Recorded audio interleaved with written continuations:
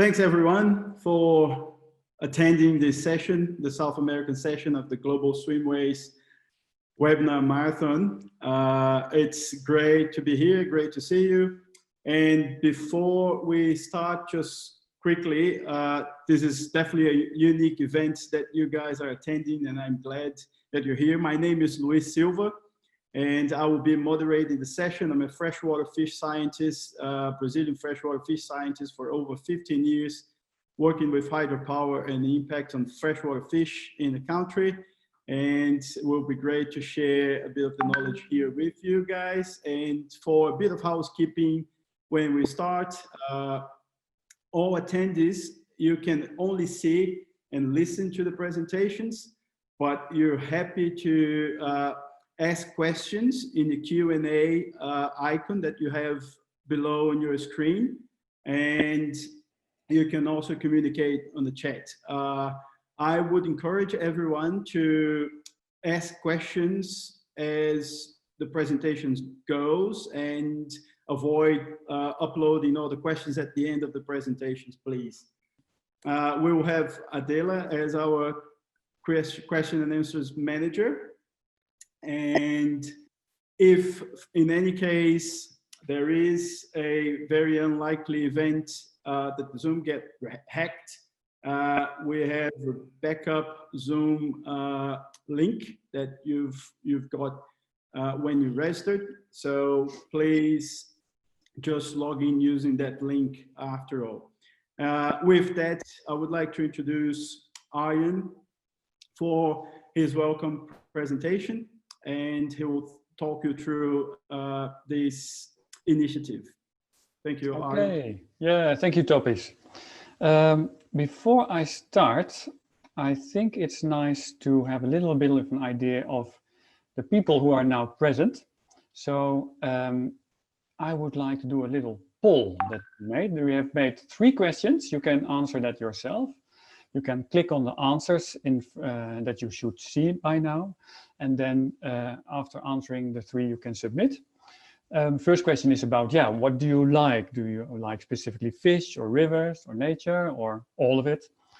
And what is your professional background? Is it specifically more scientist or policymaker or non-profit organization? And do you plan to follow more than 1 session today? So I see people are voting at the moment. It goes really quick. It's now 60 of the 180 people being present. It's 66. And so I will almost stop the voting. Yeah, I think it's already very clear. I'm going to share it with you now. Thank you very much. So I think we can say, on average, most of the people like and fish and rivers and nature, the majority of people. I agree, that's fantastic. But professional background is most people are scientists. We have a few policymakers, a few from non-profit organizations, students, also a couple of people from business and others. And most of the people are planning to follow more sessions. That's very nice. Okay, now that's good to know. Thank you. Then we will continue with the presentation, where I would like to first introduce ourselves as World Fish Migration Foundation. This is a picture we took 1.5 years ago when we were with our team in France at a large dam that was built actually by the architect that also built the statue in Rio de Janeiro, which is standing like this. Anyway, he made that dam. It's an old dam and it's now taken away because that will benefit water quality and salmon. Fantastic project, but that's not about the case here. We were there as a team meeting, and as you can see there, meanwhile, a lot of people who are also joining us as volunteer or helping us with these different initiatives that we have. And we came up with this idea of a 24-hour webinar around a month ago, where World Fish Migration Day is going to be extended to the 24th of October. And we thought, oh, it will still be nice to do something with the community. So as it often goes in our organization, then the founder, Herman, he comes with a great idea. He says, well, why don't we do a marathon? And everybody reacts, yes, that's nice, let's do that. And then we start working on it. And my colleague Pau and I, we think, oh, yeah, that's quite complex actually. And then we come to a stage, oh, what did we start? And then we start organizing everything. And in the end, it's one big experiment, but I think it's going as far as, so far it's going okay. So hope you will enjoy this session too. We were founded in 2014 when the first World Fish Migration Day was celebrated. The idea was to have this global community of people working on migratory fish or being interested in them and reaching out together. And that has been pretty successful, as you have seen. I'm really proud that it started from a small situation where once it was a Fish Migration Day and in a province in the Netherlands, and now it has grown to a global stage, which is pretty amazing actually if you think about it. We did projects like the launch of the Happy Fish, which is a symbol for projects that really benefit migratory fish. We started in 2016 the second World Fish Migration Day, where a lot more events were there. It was growing. We also started the project of the European dam removal. Fantastic project. I can tell you a little bit more about that later. And Amber, people who were in a previous session have heard Carlos speaking about that fantastic project, identifying all the barriers in European rivers and then looking for solutions, of tools for solutions, I have to say. And in 2018, we had the third World Fish Migration Day, and again, more events in a lot of countries, and also the launch of our second From Sea to Source guide. We started the Global Swimways initiative together with the Cambridge Conservation Initiative. I'll talk a little bit more about that later as well. And well, as mentioned, we were having our fourth World Fish Migration Day already. However, that's going to take place in October because of the COVID situation. I hope you all will also participate in that. And then in, let's say, 10 years' time, we want to celebrate at least one river opening per day. In all this work in the last years, we got a lot of contacts from people like we will be hearing today in the session as well.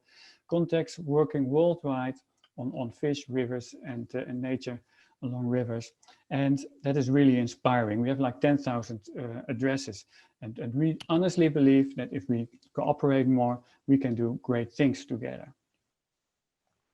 That is really necessary. We're working on a new Living Planet Index. The Living Planet Index for species is measuring how it's going with specific species. And in this case, for migratory species, it's going not so good. The last time that this was measured, it was about a decline of more than half. However, we are making a new one at the moment, a new Living Planet Index, and it's going to be much worse, I'm afraid. Very much worse. So we're going to launch this report in October later this year. And it's not a nice picture, but it does show that we really have to do something about this. And therefore we want to look at other people who are successful in conservation issues. And then we look to the birds, migratory birds, because there you have the concept of flyways, concept which was developed in the 1930s in the United States. They were measuring they was looking about how the migratory birds were having their migration routes, and they put data together from different places, and in the end they started also cooperating, taking measures that supported these traveling birds all around the migration path. And that approach was so successful that in 1971 it led to a convention of Ramsar, where worldwide all kinds of wetlands have gotten a protection status. And now there are even summits about flyways, where all kinds of countries, the UN and different organizations come together to discuss, okay, what else can we do to improve the situation for migratory birds? And that is, of course, what we want to do for fish as well, for the migratory fish. One of the things that we can learn from the birds, from the migratory birds approach of the flyways, is that they have a good basis of scientific information as a basis for their work. So this is a map showing the world from above, from the polar side, and it's showing the main global migration routes. And in the different efforts, they're combining the countries and the relevant parties along these routes to improve the situation for the migratory fish. Well, for the birds, but we want that for fish. So that's why we made this map with drawings as a first idea of having a global swimways map. But now it's time to have also a more secure academic one.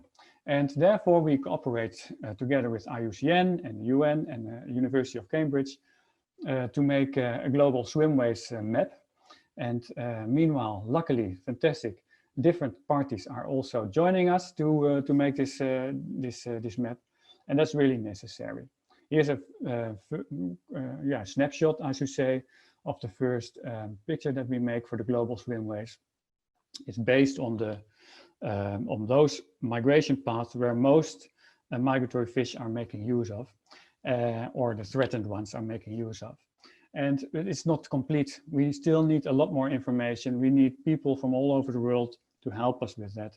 We need to cooperate on this because there's still so much unknown, in fact. That's why we need to cooperate on this. As an example, what do we want to do with these swimways with the concept? Well, looking at the European eel, for example, we have European eel traveling from the Sargasso Sea, close to the Gulf of Mexico, slowly going to Europe with the current, then going into the different countries, traveling up rivers, all inland, and then growing up, and then when they're big enough, they go back. But along that life cycle, they encounter all kinds of difficulties. Along the coast of Europe, they risk to be fished and end in the stomachs of people. And when they're grown up in for example, Germany or the Netherlands, they risk to be chopped when they go back to the sea. So they're all different kind of risks all along Europe. And if you really want to do it well for such a species, you need to do it together. And that's why I'm saying this, that this example, in the EU, there's actually already an initiative whereby the different countries really cooperate together to improve the situation. Now, that is what we want to see a lot more. And that cooperation, we believe, can be so much energizing, so much fun. This is a picture that's from 10 years ago. I'm there as well. Also Herman Wanninger is there as well. It's a moment where we were so proud. It was so nice because we had been working on this dam in the Netherlands. It's a huge 32 kilometers dam, Afsluitdijk. It's separating the sea from freshwater, and it's a very large barrier for migratory fish. And together with these people, we had gathered before and we said, let's make a gap in that dam. Let's make a 24 hours opening. And that has been very difficult because that's not usual in the Netherlands, making gaps in dams. And because there are all kinds of risks, safety risks, freshwater and salt water coming into the freshwater, which is risking agricultural use and all difficulties. But because we were cooperating so closely and we had so much fun also to do it, and we have a shared vision, we were able to come up with a whole new idea of a fish migration river. We were building this in the water. And it's actually being built now. It costs around 50 million euro. And because everybody did their utmost to find the funding, together we can do this. Now, that's really, really nice.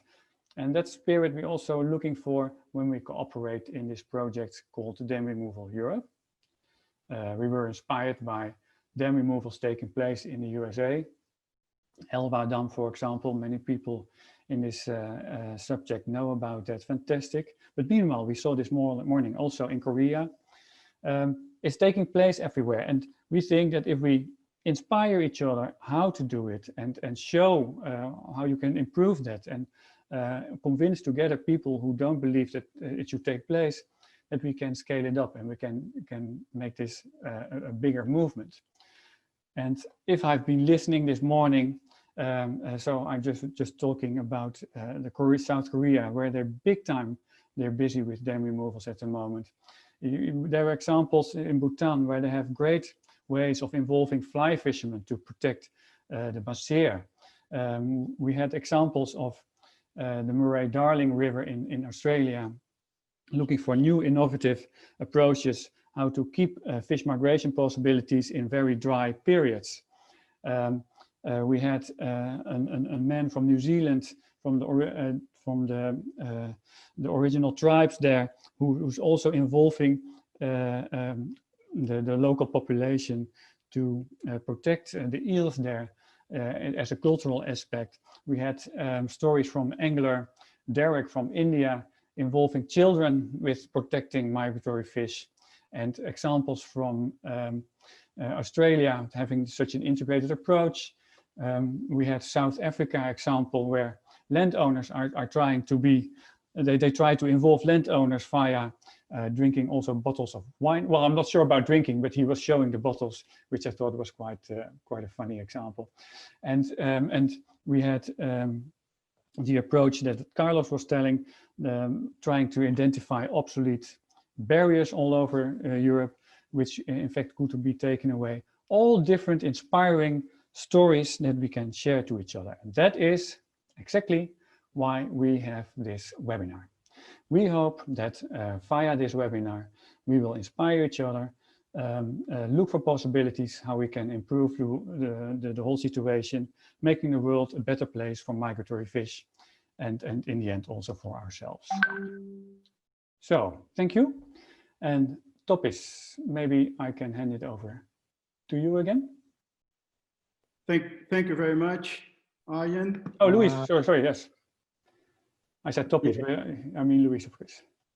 Thank you very much for your presentation. I guess we will leave questions for you at the end of the session to move forward with the program. So again, if any attendee has any questions to Arjen, please feel free to ask the questions in the question and answer, and we'll manage that in the end.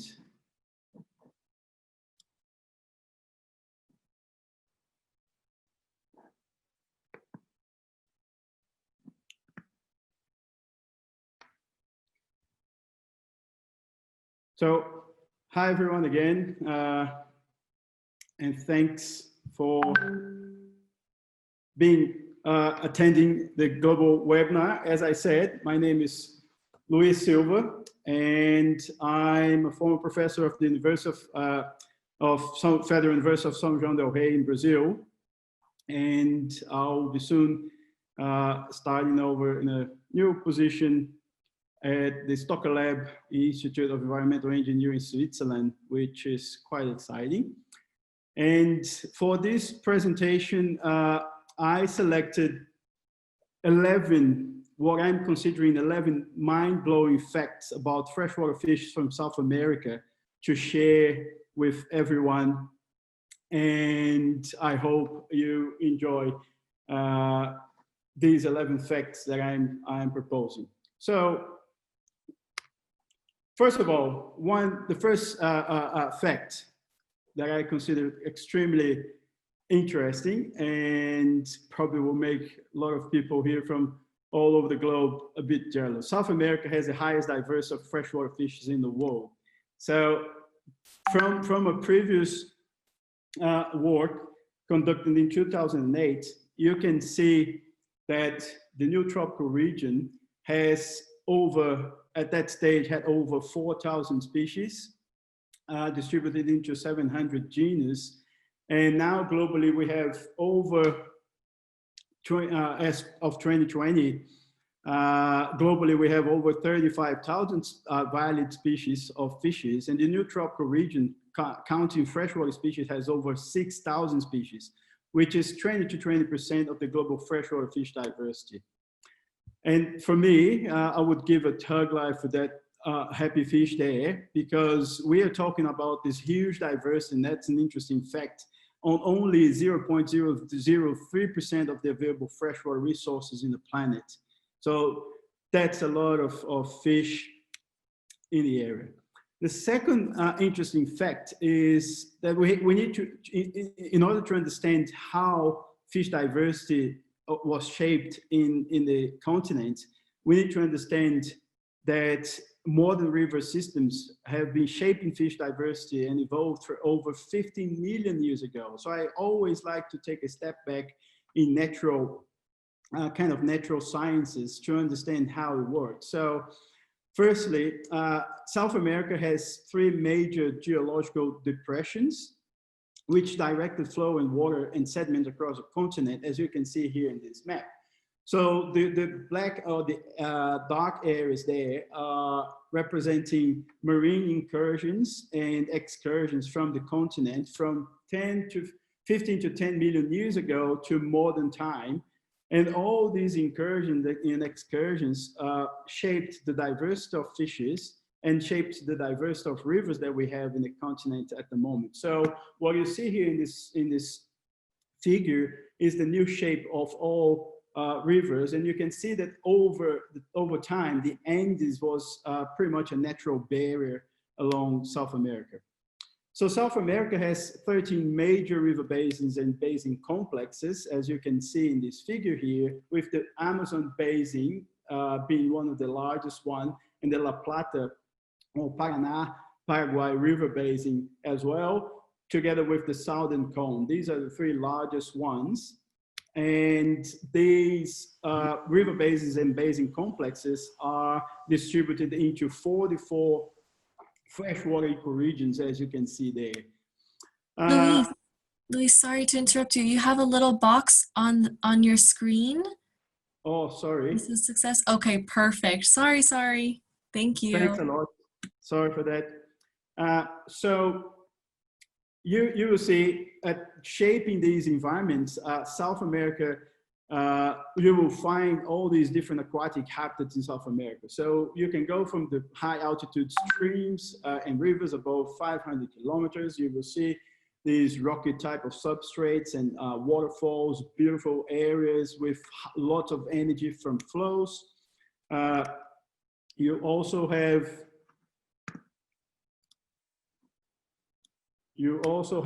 the upland terra firme, which is comprised by these habitats of above 250 to 300 meters and non-floodplain rivers. They are very narrow and flow within these canyons. You have the big rivers at lowland terra firme, as the Tapajós rivers in the Amazon, for example. You will have floodplains, and there I'll give you an example of Pantanal, which is one of the largest or the largest wetland in the world, where you have these massive floodplains, and that will create a very specific type of habitat for fishes. And you have the deep river channels as the Amazon rivers, and goes to the coastal estuaries, as you see in these 2 photos here of the Iguape River. So number 3 is that all this diversity is comprised within 3 groups of strict freshwater fish. So these 3 groups retain 72% of South American diversity. These 3 groups are the carassiforms, which is the scale fish, the siluriforms with all different types of catfishes, and the gymnotiforms, which is the eel type, electric eel type of fish that you will find only in the Neotropics. South America also has very high endemism, which is quite interesting. So South America is known for the high richness, which you will see in this left figure here. You see that most of the ecoregions in the continent has above 128 species with very, very high endemism. You will see here, so that's incorrect, with the number of endemic species. You will see that most of the ecoregions, they have over 25 endemic species. Although you have this very high diversity and endemism, the species distribution, that's fact number 5, can be very, very restricted. So for instance, this graph here shows a number of species per number of ecoregions occupied, and you will see that 50% of the species are restricted to a single ecoregion. 90% of the known species are restricted to 5 or fewer ecoregions, and only 13 species are known for more than 18 ecoregions, which is an information that creates a severe implication for management. If you lose an ecoregion, you're more likely to lose species that only occur in that ecoregion. Number 6, there is still a vast number of species to be discovered, and that's mind-blowing as well. So recent estimates account that freshwater fish diversity in South America can reach 8,000 to 9,000 species, which means considering 100 new species being described per year, which is equivalent to 2 new species per week, we can have, in the last 11 years, we had around 1,142 new species being described. And considering that this rate is correct, we still have 34 to 42% of new tropical freshwater species or South American species undescribed, which also creates a massive implication for conservation and management, because we are trying to conserve what we don't know yet. Moving towards migratory fish, fact number 7 is interesting because we have, for the South American fish, transboundary fish migrations of over 1,000 kilometers. And I'm pretty sure our speakers will address this, especially Ronaldo will address this a bit more. But in South America, basically, we have no migratory species, rheophilic species, and migratory species that can migrate 100 kilometers to over 1,000 kilometers as the migrations of Goliath catfish in the Amazon River. And you have this number of migratory fish species, which is generally large body, like curimbata, dourado, pacu, pintado, dourada, pirarara, and piraíba. These are awesome and interesting fish that generally have really, really complex migratory life histories, which is the other fact we want to talk about. So the complexity of migrations can involve a huge number, and this is just to show how complex it is, huge number of migratory paths for upstream movements and downstream movements of larvae, immature, juvenile fish. And on top of that, we also have lateral movements, as the Lufada described for the Pantanal River Basin, for example. Most interesting is that we are finding out that some of these migrations are synchronized with homing behavior. That's a fantastic work that has been done in Minas Gerais state at the São Francisco River with Corimbata Pioa by João Lopes. And he found that 88% of the fish that he tagged in the São Francisco River migrated upstream through the São Francisco River, took 11 days to move upstream, 5 days to move downstream with a huge homing behavior after spawning. And more importantly, all these migrations were synchronized. So here you have 3 consecutive years where the fish started to migrate every year in October and November. And they migrated back downstream again after spawning. So that has severe implications for management as well. So number 10 fact, some management actions can act as threats to South American fishes, and that's very interesting. Like freshwater ecosystems are most endangered in the world. They're used as human resources, as you probably saw globally. And South America is not different from all over the world, where flow modification, destruction, habitats, pollution, invasive species associated with all these human activities are creating decline in fish.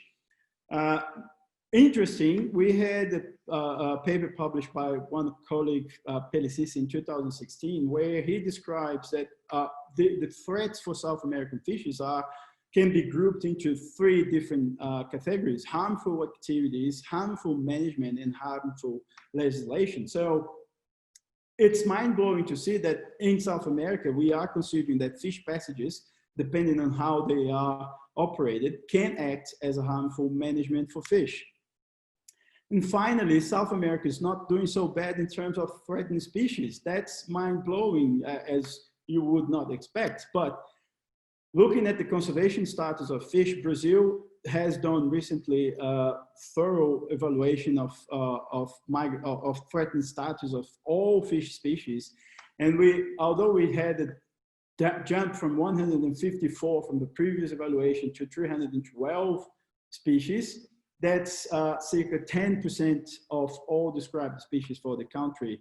But does not include many populations of fragmented declining or locally estimated populations. In Argentina and Paraguay, we already had an evaluation as well with 11 threatened species listed, circa 6% of the candidate species. And in Colombia, out of 250 species evaluated, 53 were considered threatened. That means that we have between 4 to 10% of all freshwater fishes from South America under a certain level of threat. In a global perspective, Europe has 37, North America 27, and Africa 27. So that means we still have opportunity for conservation strategies. But we need to understand that we have mitigation and conservation strategies as different tools, and oftentimes mitigation does not necessarily aid to conservation. Whilst in South America, we still have a major opportunity for conservation strategies to be applied because we have huge areas with free-flowing rivers still.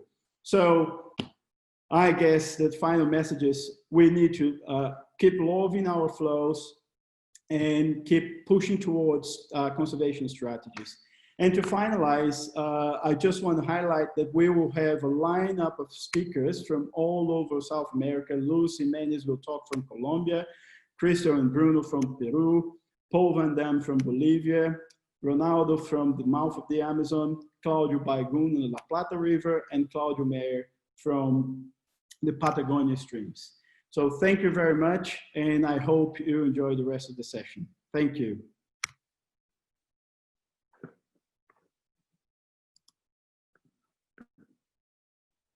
So I suppose that we will move forward as well. We won't have time for questions at this stage, but I'm happy to take questions at the end of the session. We'll move forward with the next speaker, and our next speaker is Luis Jimenez Segura, which is a freshwater migratory fish researcher for over 25 years and is in Colombia and is a professor at the University of Antioquia, Colombia. So Luis, please, the floor is yours. Hi, Luis. Thank you very much for the nice introduction. Hi, everybody is in the room, in the virtual room. And I would like to thanks to the World Fish Foundation for this opportunity. Briefly, I will tell you a story about the Magdalena River, the most important river in my country, Colombia. Then, I am the voice here. Something's happening with my screen. Okay, today I'm the voice of a scientific team who had contributed strongly to the knowledge of the fish of the Magdalena River. And thank you, of course, to all the foundations we have support our research. You see a map of South America that Luis also presented to you. You see a mountain landscape mainly represented by the mountains of the Andes and the shields of the Guyana and Brazilian. The Andes Mountains has an extensive network of little streams that run along steep slopes and carry along a high quantity of sediment loads. Some of these small rivers are sources of larger ones, like Orinoco River or Amazon River, and they flow throughout different countries. Others, like the Magdalena River, burns and die in the same country. The Magdalena River forms a widest Andean valley within the Andean mountain range. The main channel has a length of 1,600 kilometers, beginning in the 3,700 meters in elevation to 0 meters at the sea level. Magdalena River is the largest producer of sediments in the Caribbean Sea and is in the top 10 worldwide. The drainage network that covers an area of 320 square kilometers delivers 180 million tons of sediments to the Caribbean Sea. We are 50 million Colombians in Colombia. 80% of the 50 million live in the Magdalena Basin. The basin also contributes with the 85% to the gross domestic product, basically based on coffee, gold, mineral carbon, oil, avocado recently, and it's why my title of the talk, the sustenance of a whole country. In a country when their distribution of the wealth is not equitable, the Magdalena River provides food for about 12% of Colombians who live in the lower areas of the river. Then 30 million of people live with the river. Of those people, 50% do not have any access to clean water, sewerage, or electric energy. 60% are illiterate, and 11% live in misery. Then, for these people, river fish become the only option to provide animal protein in their diet to the people who live in the Magdalena lowlands. As you know, on average, Colombian eats 10 kilos of fish per year, but a person who lives in the lowlands might eat 4 times more of fish. Artisanal fishermen in the Magdalena River use at least 40 fish species. 20 of them are potamodromous fish species that carry long migrations along the basin. But fishes from the Magdalena River are not just for food for people. Did you know that in Colombia, there is the greatest diversity of freshwater fish by area? Worldwide, Brazilians, don't be jealous. In the last count, about 1,500 species were listed. 84% of all the species known so far for the tropical Andes. 252 of these species are found in the Magdalena River. 60% are endemic. That's it. There is no other place where they live. And 46 species are threatened. Due to the elevation gradient in the Andes, it has been found that there are more species in the lower areas than in the higher ones.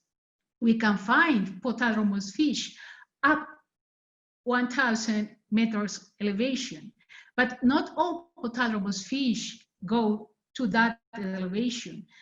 Some of them, like the bocachico, the Prochilodus magdaleni. Potamodromous fishes during the migrations might move between 5 or 1,000 kilometers looking for the spawning areas. After spawning, they come back to their nursery areas, the floodplains we call here cienagas. These fish migrations are very important and are stimulated by strong changes in the flow of the river. The Magdalena River flows twice a year, in June and in November. Each flood carries nutrients and sediments from the highlands to the lowlands. And these fish have synchronized their life strategies with those food pools.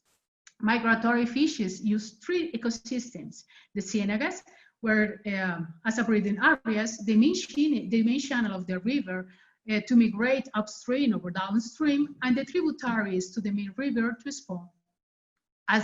As you see here in this figure, as the discharge change, the fish move upstream looking for the spawning areas, or downstream after spawning looking for the breeding areas. The cycle starts again when the next dry period begins. As you see, the change in the scale are definitive to stimulate fish migration and spawning. And the fishers know that. The fishers catch increases in dry and transition periods because it's more easier to catch the fish. If the first you can see in this figure is that this is the landings of fishers in the Magdalena River. The first you can see in this figure is that the Magdalena River is the most important basin for landings. And the second one is that fisher landings have fallen in the last 30 years. Because most of the Colombian lives in the Magdalena River basin and they developed their economic activities, aquatic systems has been extremely modified. First of all, deforestation, and 40% of the Cienagas area has been lost because farming. Water condition has changed because pollution by larger cities and gold production. Connectivity has been reduced because sediment accumulation and dams. And more than 44 species, fish species, are swimming in the Magdalena River on behalf of fish farming and aquarium hobby. So the Magdalena River has many environmental conflicts and sadly, no real solutions until now. Well, come back to this figure. You can see another thing in this figure. The fishers landing fluctuates with some frequency each 3, 2, or 4 years. After several years of monitoring fish spawning and fisheries landings, we found that intense El Niño periods cause greater spawning. As you see in the figure above, the red of the Southern Oscillation Index as the gray line, and the flooded area in the Magdalena River, the darker line. In the middle figure, you see the weekly fish embryo density collected in the Magdalena River, and in the figure below, we have the landings of the fishers. What did you observe? There is a pattern there. After an intense El Niño period, embryos density gets high. And if after El Niño period, there is an intense La Niña period, most of the floodplain areas get flooded. Then fish larvae will have more area to feed. And if the fishes and finally, fisher will have more fish in their nets after 15 or 20 months because though the fish they use, they had a high growth rates. For example, a Boca Chico fish can reach 23 centimeters length 13 months after egg fertilization. Then, if we want to preserve fish diversity and food for lowlands people in the Magdalena River, it's important to preserve the well-being of the aquatic systems, the magnitude and duration of the floods of the rivers, the nutrient contributions they bring to the floodplain, and the connectivity between the aquatic systems. Now, we are developing some strategies to promote those targets with a working team that includes research institutions, environmental authorities, fisheries organizations, hydropower companies, politicians, and non-governmental organizations. The first step we are doing is to identify basins to preserve and protect using some biological criteria based on these questions. Is this basin a spawning area, or there are breeding areas inside? The basin is a regional hotspot, preserves threatened fishes, or there are protected areas in the basin. After all, we want to define fluvial corridors between lowlands and those identified as basin in order to preserve migratory corridors, flood pulses, and floodings. Then we can say the Magdalena River, the sustenance to all Colombians, including the food supply for the lowlands people. Thank you very much. Thank you, Luz. That was a fantastic presentation. I really appreciate that. And it's really, really interesting to see information that you presented of the density, how the density of fishes in Colombia is quite spectacular. And also the relationships of fish productivity with all the different variables associated with climate change, for example. And more importantly, how fish actually in fisheries support livelihoods in Colombia as well, which is quite the pattern for the Amazon basin also. So I guess we would have time for one question. Adela, do we have questions for Luz? Hi, Luz. Thank you so much for this presentation, but I think you have explained it so well and we don't have any question. Okay, thank you. Yeah. Okay. We can also, like, again. So sorry. Yes, we have one question. Okay. Do you think Colombia can leapfrog the low ponds we saw in Europe rivers and skip straight to the restoration? Please, can you repeat, please? Do you think that the Colombia leapfrog the low ponds we saw in Europe rivers and skip straight to the restoration? I don't understand so much well. No, I don't understand this also. question. Maybe it's comparing the rivers in Europe to the Magdalena rivers, and if do you think can leapfrog? Leapfrog? I don't know. Saltarse los errores que hicieron los europeos. Yes, we are trying to not to do that. We are trying to have many corridors, free flowing corridors. Then, because if you put a dam, you are not only putting a barrier to fish migration, you are retaining sediments that are very important for the productivity, for the biological productivity of the basin. Very good. Thank you again, Luz, for your presentation. And if you have more questions for Luz, please feel free to ask in the Q&A icon below your screen, and we will ask some of those questions at the end in the wrap up. So Luz, I will ask you to please. Thank you. And now I would like to invite our next speaker, which is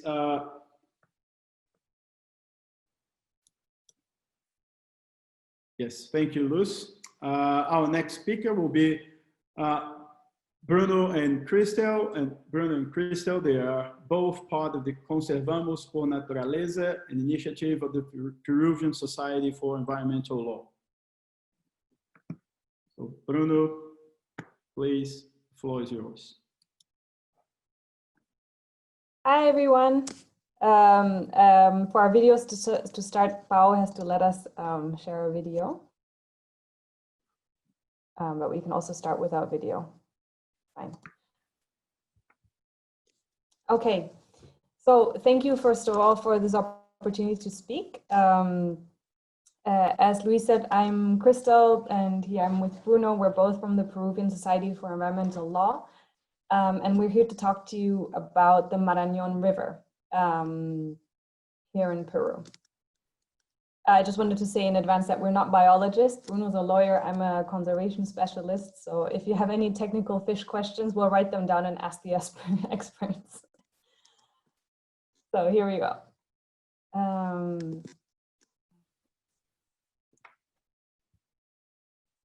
Okay, so what's special about the Marañón River?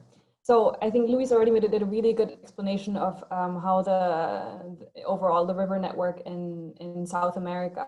But basically there are 8 major river basins that connect the Andes and the Amazon, of which 5 are in Peru. We share some of these with other countries, but 5 of them are in Peru.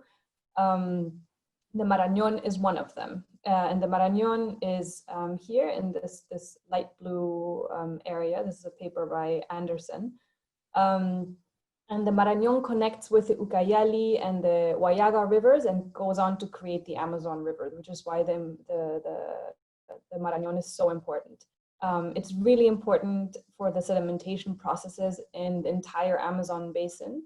And what's really special about the Marañón River is that it's around 60,000 kilometers in total river network length.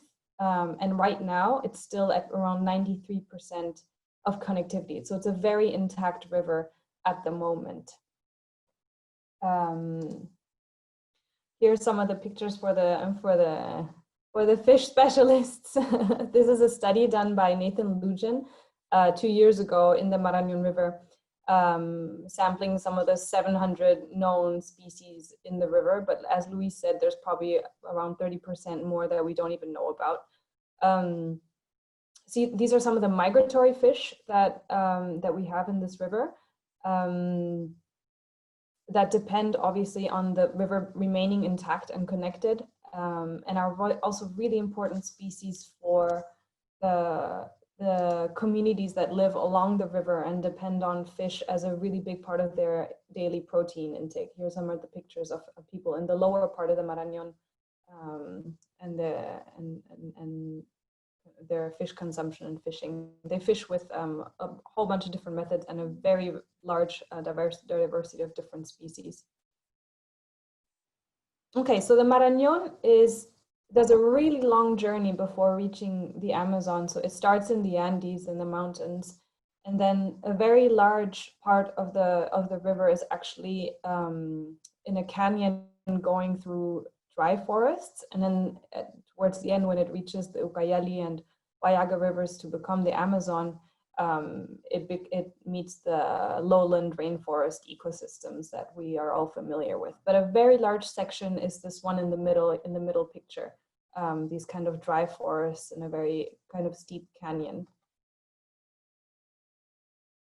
And so what are we worried about? So one of the former presidents in Peru made a declaration, a supreme decree, in which he declared 20 hydro dams along the entire Marañón River of being of national priority for energy production. And unfortunately, this plan is still kind of floating out there, and there are some projects that have been actually advancing.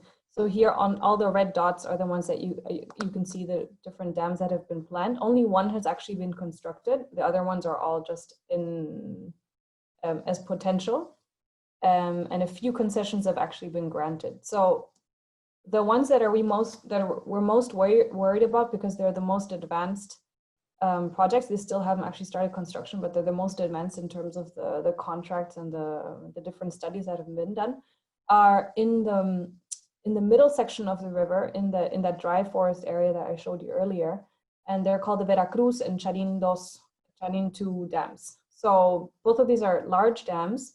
Both of them would be around 600 megawatts of power. Veracruz is owned by a company, Enel, which I think is Italian, and Charin II is owned by Odebrecht, which is the Brazilian company that was involved in the massive corruption scandal.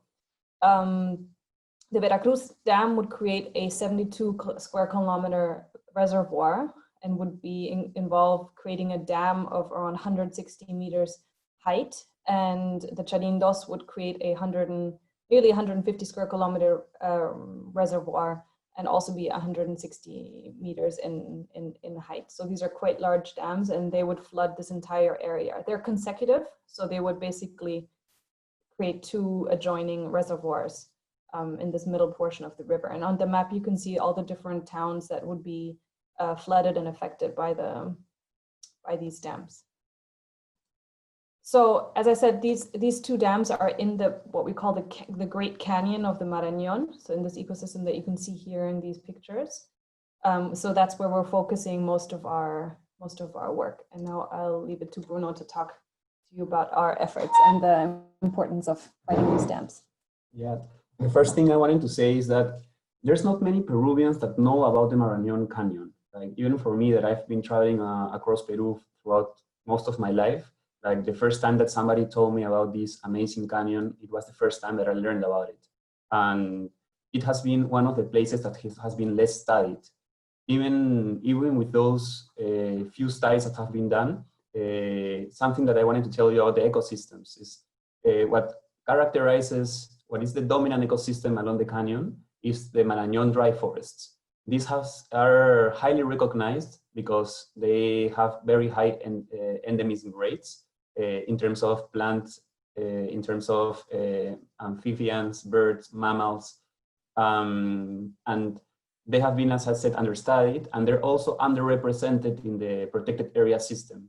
Only recently, there has been a new regional conservation area that has been created that protects parts of the forest, of the dry forest, but which would be actually next to the two dams that we mentioned to you, and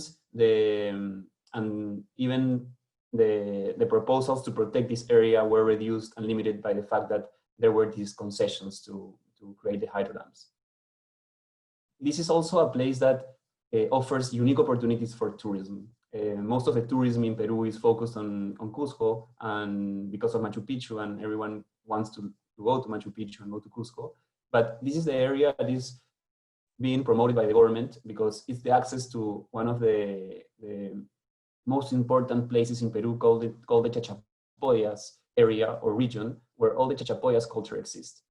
The river is also, as the Grand Canyon of Colorado, offers the opportunity to do these multi-day trips, camping on these beautiful beaches, visiting caves like the one that I'm going to show you now, that are spectacular.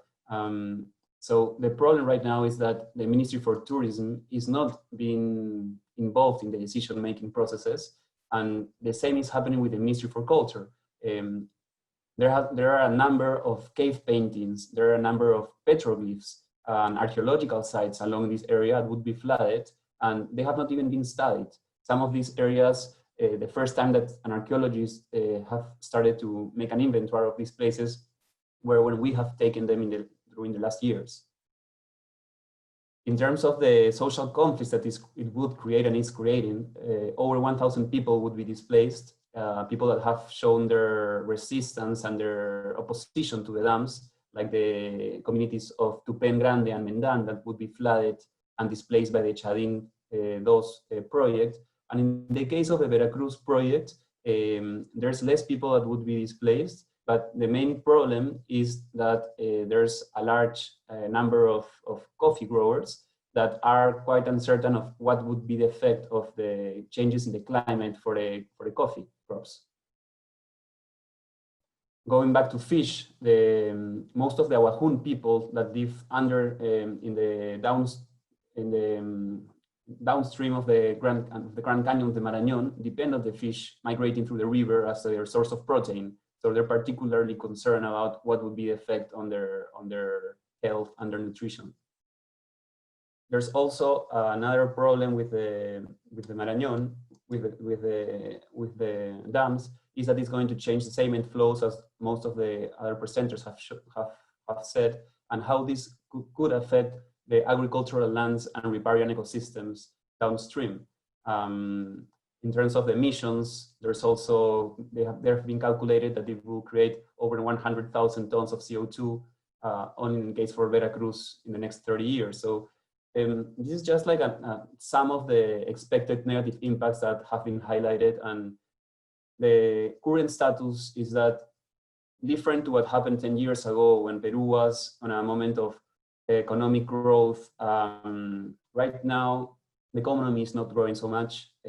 Peru has actually an energy surplus, and now both of the projects are not commercially viable. So we're working very high in this moment because we think it's a very unique opportunity to put some pressure on the government to not only to rescind the contracts, but also to reconsider the decision to dam the Marañón. Odebrecht, the company behind Chadin Dos, has faced a huge corruption scandal and is selling most of their actives, their assets right now. Enel, the Italian company behind Veracruz, and it's one of the most powerful companies in terms of energy generation around the world, is moving away from big dams since 2014. So as I said, like, there's this moment that is very unique to try to avoid that such an important river becomes dammed, no? And both of the concessions have lost their environmental certification, and we're following a legal strategy to try to get these contracts rescinded. But the question then remains, what happens after? How do we protect this river in the future? And it is critical for us that the legal framework in Peru starts to include a more holistic approach to environmental impacts. Right now, the companies mainly can go at every place, every river, they can ask for a concession and start doing studies and then build a dam. There has not been a proposal of limiting projects in certain areas. And the main issue that is looked out by the Ministry for Energy is whether there's a superimposition with a protected area. So we're trying to change the situation of the specific dams, but also looking at the problems in a more holistic way. And we will be more than happy to connect with anyone that can and is eager to help us in this fight. I'm going to show you our contact details. And I also wanted to thank everyone that has been so far involved with supporting this cause. All the activists that have joined us, the people that are traveling to the Marañón. You can come to the Marañón, visit this amazing place, and support also our efforts, and of course also the donors that are behind this. Thank you so much. Thank you. Thank you very much, Cristo and Bruno. That was a great presentation, some really, really mind-blowing aspects as well there in Peru. Thank you very much for sharing that. There is an agreement between the Brazilian government and the Peruvian government for hydropower development there as well, as you just showed, and that's a bit concerning in terms of conservation, and definitely we need to talk more about that. So with that, Adela, would we have any questions for Cristo and Bruno? Yeah, thank you so much, Crystal and Bruno, for this wonderful presentation. So we have some questions, and sorry, I've lost the question. Right, I want to talk.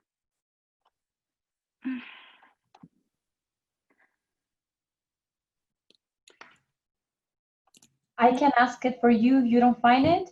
The question is there any renewable energy source as an alternative with equivalent energy output to the hydro dams? Yes, there is. And of course, like as I said, the situation has changed a lot in the last 10 years. The economic cost of renewable energies have reduced so much that now they have become it's actually a very feasible alternative. But we still have a surplus of energy, and the only way that, for instance, like solar can become more commercially viable is now through auctions. For those that work in energy, you will know that there's something called like the potencia, and so far like solar energy cannot compete with hydro dams or with also like combustion central powers, because they don't have that same characteristic. So most of the people working on trying to promote non-conventional renewable energies are working on that and changes on the classification of these aspects in the legal framework. But the summary is yes, like we have better alternatives right now that would require less impact in the environment and also social conflicts. So that most of our work is also trying to show that it's not only about protecting the Marañón, but there's other alternatives that are much better for Peru in terms of generation of energy. Thank you very much, Bruno and Cristo. Again, I guess we'll move forward now, and again, we'll have we'll leave questions for the end in the wrap-up session as well. Thank you again. Thank you very much. Thank you. So with that, I would like to call our next speaker for the session, which is Paul van Dam. And Paul is a biologist and Belgian researcher based since 25 years ago in Cochabamba, Bolivia. And currently he's the director of the Institute of Applied Research and Aquatic Resources, FAUNAGUA, in Bolivia. So Paul, please, welcome.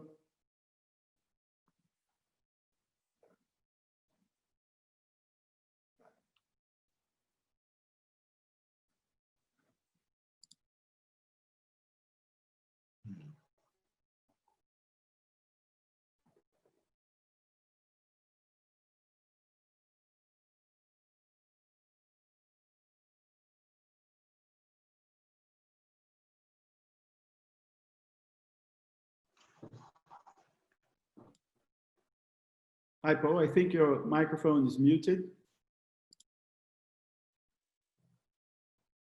No, it's not muted.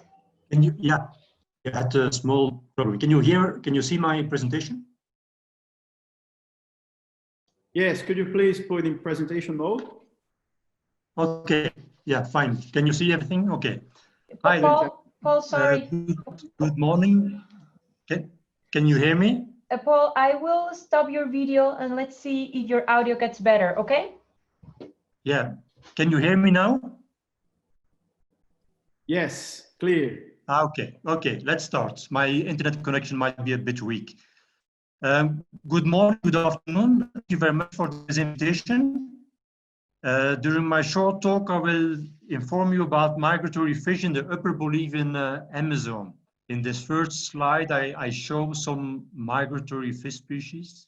I also show some invasive species and the freshwater dolphin. Perhaps if I have some more time, I could also explain why this dolphin is here, because recently we found with satellite tagging that this migrating species, a mammal species, is actually following the migratory fish species to prey upon them. But let's start with my talk speaking about migratory fish. I present first here the upper Bolivian Amazon, which contains some important Amazon headwaters. And at the same time, the upper Amazon is characterized by a huge floodplain, known locally as the Mothers floodplain in the center. The floodplain is drained by three main rivers. Two whitewater rivers originate the Andes Mountains, which are the Mamoré and the Beni, and one clearwater river, which is draining in the northeast the Precambrian shields. Now, the Bolivian Amazon has an extraordinary fish fauna. By now, some 800 species have been registered. Most of them are small species, but some are big, such as the pirarucu, the paiche, the big Osteoglophosiformes, which has a length of up to 3 meters. We will focus here on one particular group, which are the migratory fish species, most of which are carnivores. But there are some exceptions, such as the tambaqui and the pacu, which are exclusive fruit eaters. Now, these migratory fish species play important ecological roles in the upper Bolivian Amazon, connecting upstream and downstream ecosystems, and also, for example, regulating fish prey, amongst a lot of other ecological functions. I wanted to emphasize here another important role they play. They provide also services to humankind. In this infograph, for example, we show the importance of migratory fish for indigenous communities, towns, and cities. How is this? In the next slide, we try to summarize some parts of this infograph. We summarize here some of our data. Here you can see, for example, that 40 species have very strong medium distance and long distance migratory behavior and move along rivers and flooded forests to feed and reproduce. As well as 70% of fish species are consumed in the Bolivian Amazon lowlands, and they are migratory. So most of the species consumed in the Amazon are migratory. The contribution of these fish represents a huge amount of money. We have estimated that the economical value of these migratory species is about $16 million, which is a very low estimate. We suppose it's very much higher. I just gave at the right an example of indigenous communities in the Bolivian Amazon whose diet depends entirely on small migratory fish species, consuming between 20 and 70 kilograms per person per year. But of course, this resource is in danger. I present you here a short story of the gilded catfish, the species which migrates the longest distances in freshwater known on Earth. And, long distance migration, which has been, let's say, discovered some decades ago by Golding and by Barton. Now, this species, the gilded catfish, migrates approximately 4,000 kilometers upstream along Amazon rivers during its life cycle, using the entire Amazon basin. And it then spawns in the upper Bolivian Amazon, in the headwaters, in Bolivia, Peru, Colombia, Ecuador. At the left, you can see some of these amazing places where the gilded catfish spawns. In the middle, you have the headwaters of the Magdalena River, which is a photo taken at the height of 270 meters above sea level, where the gilded catfish spawns. And at the bottom, you can see a photo of the Beni River, also taken at the same height. And both of these photos have been taken in the upper Bolivian Amazon, actually right in the spots where this gilded catfish is spawning. From these rivers where the species spawns, the larvae drift to the Amazon River mouth, following a trajectory distance of 4,000 kilometers again. And in this estuary, in the mouth of the Amazon, the fish will feed and grow for 2 years. Once they reach more or less 4 or 5 kilograms, they again start to migrate upstream and show homing behavior. Homing behavior which has shown recently using microchemistry, using strontium isotopes in otoliths by French and Brazilian and Bolivian researchers.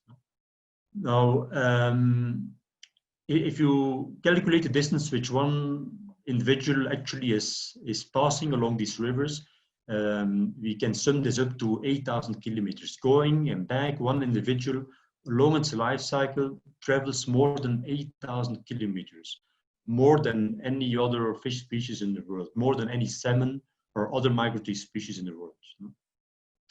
But the species does not get actually an award for being a long-distance migratory species. It's actually put in danger by 2 dams which have been constructed in the Bolivian-Brazilian border area, which are the Girau and Santo Antonio dam. Now, this team of experts, Frenchmen, Brazilians, Bolivians, are studying the migration route of the species in much detail using this microchemistry. And another team also works on impact mitigation because it has been proven now that these dams actually really block the migration route of the gilded catfish. We made an infograph on the issue, which eventually you can download from our webpage. Just say that the dams block the migratory routes completely. The fish cannot pass, neither the adults and neither the larvae. And according to the models, it is expected that the species will get extinct in Bolivia in 2024, let's say in 4 years to come. Reason why we changed the category of the species and why IUCN as critically endangered in the Bolivian Amazon. There are good reasons to worry about this extraordinary species. The gilded catfish populations are shared by all Amazon countries, and we think from Bolivia, where we have a small but very important spawning population, that a joint strategy will be necessary to save the species. Preventing the collapse and extinction is our major goal for the upcoming years, of course, working together with many scientists, but also in cooperation with fishermen and with the public stakeholders. Science is playing an important role here, as I already mentioned before. Many people are working together to understand better the migration route, to understand better how we actually could mitigate the impacts. And so it's also very important the support of fishers who help us to record species occurrence, using smartphones, citizen science tools, and participatory monitoring to monitor the migration routes of the species. We have now a long-term monitoring system set up in one upstream location in Puerto Villarreal, which has allowed us to reconstruct the extinction process of the species. Now, there are of course a lot of goals to be set, amongst others, establish policies for the conservation of these migratory fish, not only for the gilded catfish, but also for other long distance and medium distance migrating species. And also, very important, maintain this river connectivity and promote corridors to support the life cycle of these migratory fish. All this hopefully will help us to perpetuate belief in fish fauna and the important services which these species provide for food security and for well-being, not only in Bolivia, but also in the other Amazon countries. Thank you very much. Thank you so much, Paul.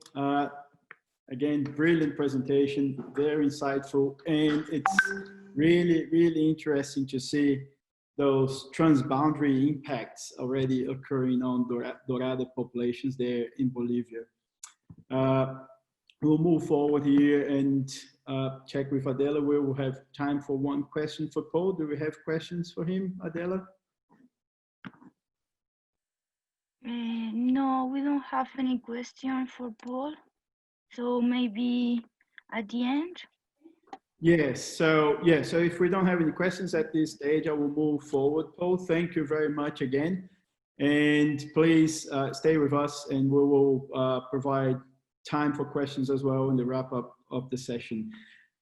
With that and moving forward, I would like to invite our next speaker, which is Ronaldo Bartim. And Ronaldo Borges Bartim is a fish researcher at the Museu Paraense Emílio Goldi in the Department of Ecology and Science of the Earth in Pará State, Brazil.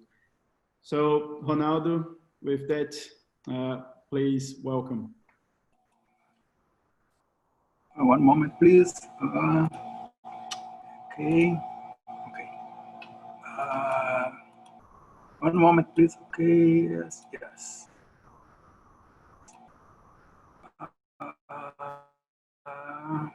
Okay. Are you? Okay. No, not yet. Hi, everybody. I'm trying to put the screen on the share screen. I'm trying to share screen. Are you seeing me? Yes, we can see you, Ronaldo. On the bottom of the screen, you will see the share screen button. Did you see?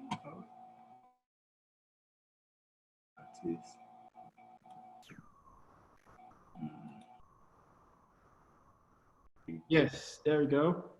Perfect. There you go. Okay, perfect. Okay. Thank you, everybody. Thank you, everybody, for the invitation for the Global Swimways Webinar Marathon to speak about the of the Amazon.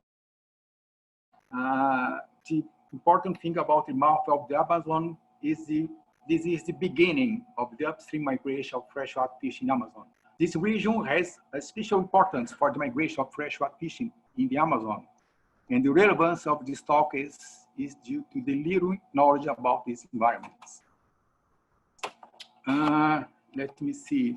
First of all, I would like to explain the importance of fish production in the Amazon for the local population and for the national fish production of each Amazon country. For example, I talk about this. One example in Brazil is the freshwater fish caught in the rivers of the Brazilian Amazon represents about 18% of all Brazilian fishery production, including marine and freshwater fisheries. As we can see on the map, fishery production is not especially homogeneous, and some regions like the estuary, Central Amazon, and Peruvian Amazon are responsible for most of the fish catch. But in all fishing regions, migratory species are dominant in land and commercial fisheries. In some places, it accounts for more than 8% of all catches. Like Paul speak, the behavior of freshwater migration is remarkably diverse in the Amazon basin, being adapted to the characteristics of each region or river. One of the most spectacular migrations is that of two species of goliath fish. They are large predators that start their upstream migration from the Amazon estuary in Brazilian territory here.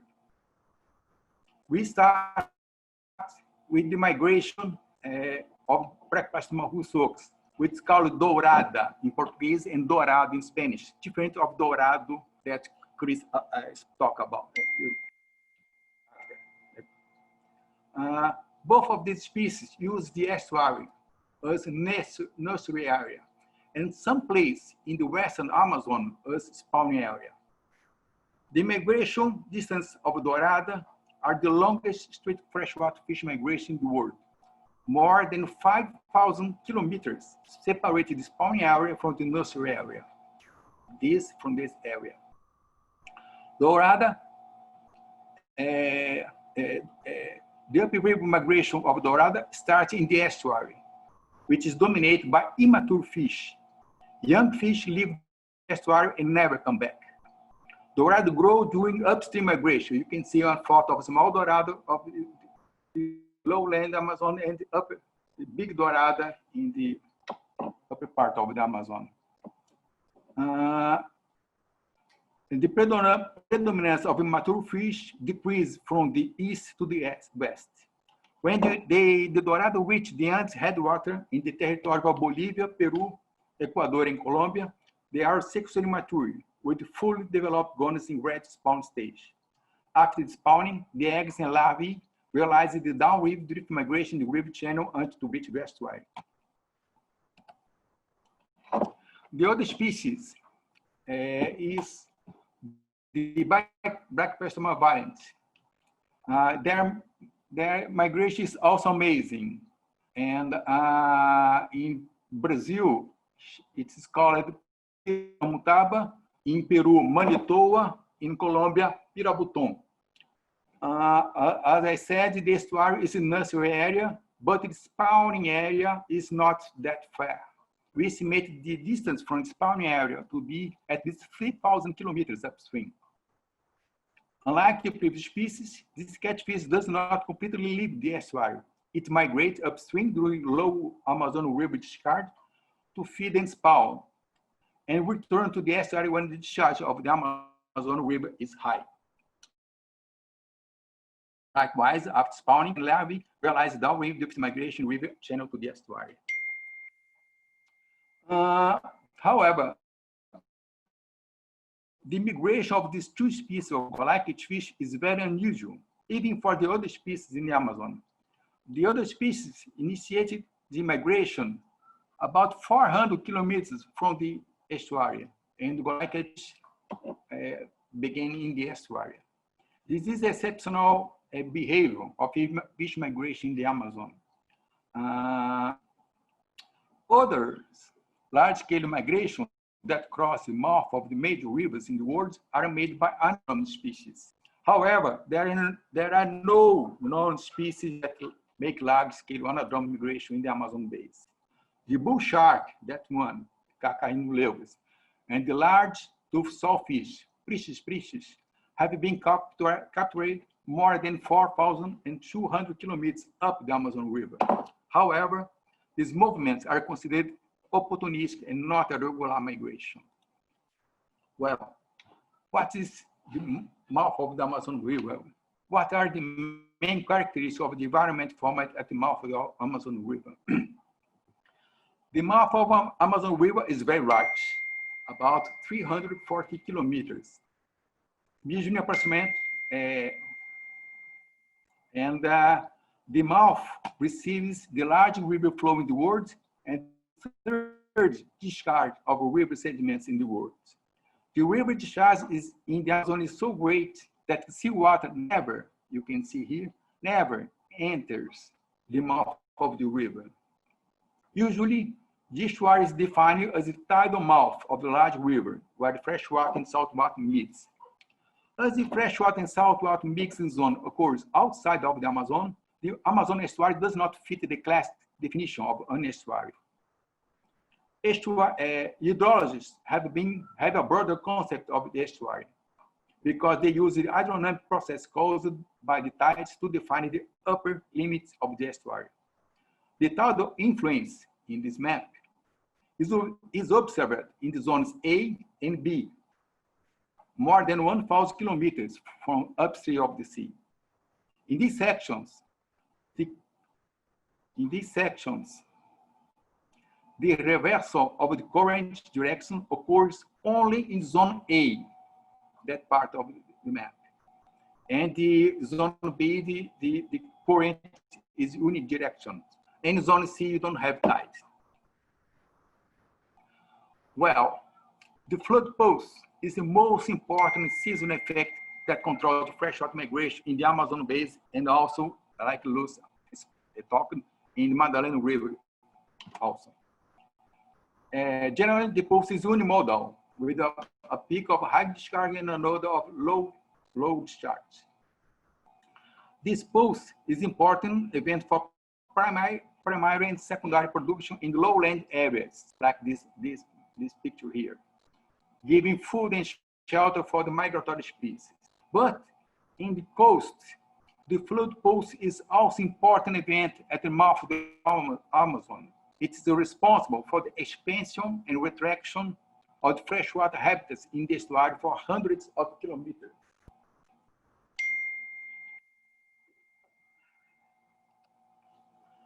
Many marine or freshwater species use the estuary as a spawning or nursery area. This is the estuary, you can see it. It's understood that the high biological productivity of the estuary is the main factor that attracts migratory species.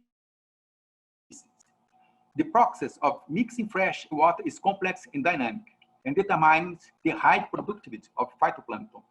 The map shows the high superficial phytoplankton concentration in Amazon mouth. And pay attention in this board here. In this board happens the coagulation sedimentation process, which is the meeting of the water, fresh and salt water. In this meeting of the water, the turbidity is reduced and the light penetrating and determines the growth of the algae. The daily tide and seasonal and the daily tide and seasonal flow of the river expand and retract the freshwater habitat in the estuary and move the productive zone in and out of the coast, providing organic for the entire area. Well, the high biological productivity of the estuary maintains several stocks of fish that are exploited by the different fishing fleets. The most important fish fleets in the Amazon estuary are trawler, that one, and the drift gunnet boat, that one. The photo shows a particular, that photo shows a particular trawler that exploits the gull-like catfish, the bottom pair trawler. This trawl is the most powerful fishing gear that exploits Amazon fish stocks. This trawl fisheries operates in the freshwater portion of the Amazon estuary, a critical area for the gull-like catfish because it overlaps its nursery area. The overlap of the gull-like catfish nursery area and the trawl fishing area was identified as the main cause of growth of the fishing of the gull-like catfish stocks. Oops, sorry. Many control rules were imposed on this fleet, but they were not enough to prevent overfishing. In addition to overfishing, active degradation acts synergistically and compromises the conservation of these migratory species.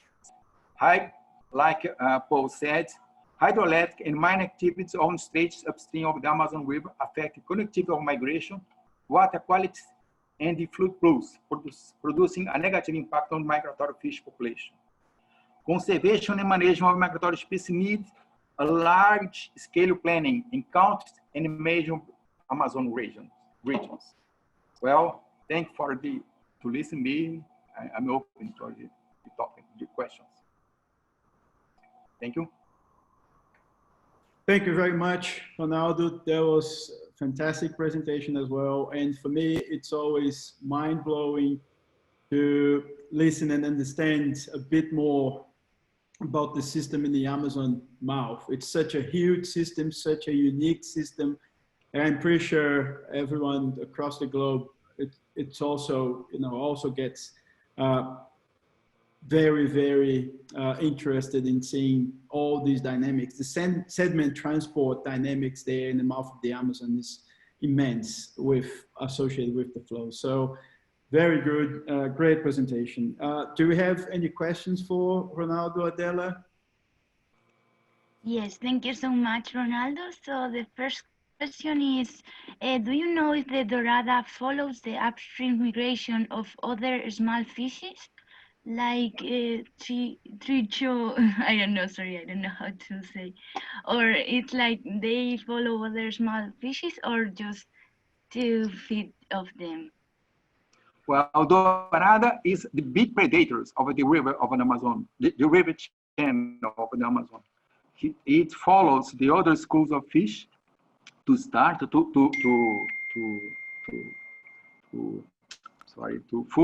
to predate these other schools of fish. And we have many hypotheses about this movement in the river. That is two things, two objectives. One to feed and another to prevent predation. It's right, it's as an integrated movement with another species. Yes, thank you. Thank you very much, Ronaldo. We'll move forward here for our next speaker. I would like to thank you again for your presentation and also to stay with us for the end of the session where we can have more questions to discuss. At this stage, I will ask you to please stop sharing your screen and I will invite our next presenter, which is Claudio Baigun. And Claudio is the director of the Fisheries and Ecology Lab at INTEC, Argentina, and also Fish and Fisheries Program Coordinator at Wetlands International for South America. Claudio, please, welcome. I'm trying to share the screen.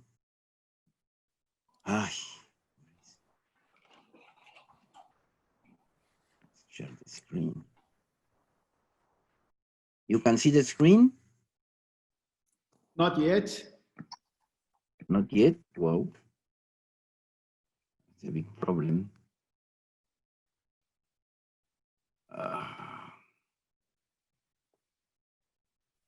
Wait.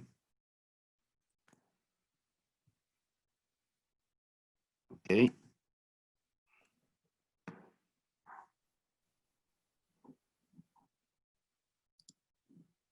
Now?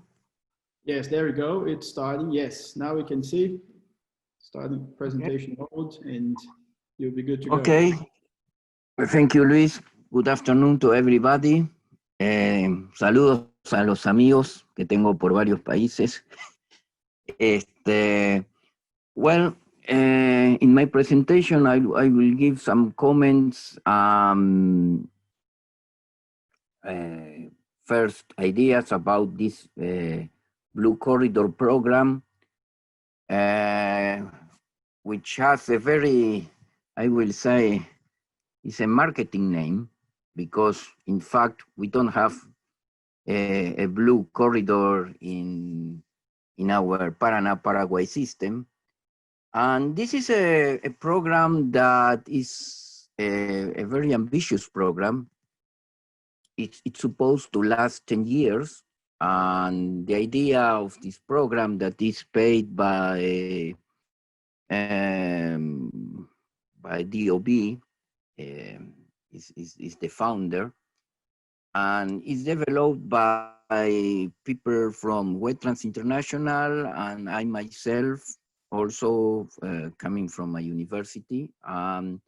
This program attempt to preserve the status and the connectivity of this Paraná-Paraguay system, trying to maintain fish migration, migratory fish populations and the livelihoods of local communities.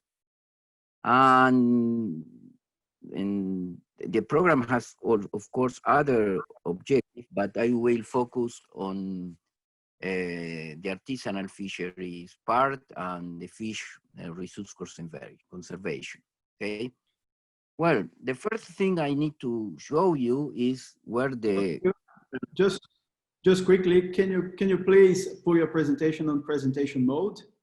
Okay, sorry. Okay, yes. Okay. Now is... Okay. Thank you. So, you can see here that the objective is to promote the long-term conservation of the migratory fish and related artisanal fisheries that are developed in the Paraná-Paraguay corridor. Okay, now the first thing is to show you where the corridor is in South American context. It runs from subtropical areas to temperate areas, and it's something different as the other large rivers in South America that usually runs from the west to the east. A main point here is that the corridor receives the sediment from the west, from the North Argentina and Bolivia. The waters come mostly from Brazil, and now we have big problems with the water because in Brazil is not raining. And also some waters come from the upper Paraguay. And as I said to you before, you can see in this picture that the sediments are carried by the Paraguay, and most of the water is carried by the Paraná River. So a main feature of this corridor is that it is empty of any dam. As you can see and compare with the other part, this is the La Plata Basin. And you can see that you have lots of dams in Brazil and anyone in this along this corridor. We have in Argentina only one dam in the Paraná River that is here, but all this area, the Paraguay and this area of the Paraná is completely free of dams. So here some idea of the flow that the rivers are carrying. Okay. Now, the other important feature is that the corridor is an extensive mosaic of wetlands with still good free connectivity. For instance, you can see this is the Paraguay wetlands. They are in the upper part, close to the Pantanal. And here is the lower Paraná, which has a hydrovia. You can see the ships. But the lateral wetlands are completely free in terms of their connectivity to the main channel. So this is an important issue for the fish ecology, on the fish life patterns. Okay,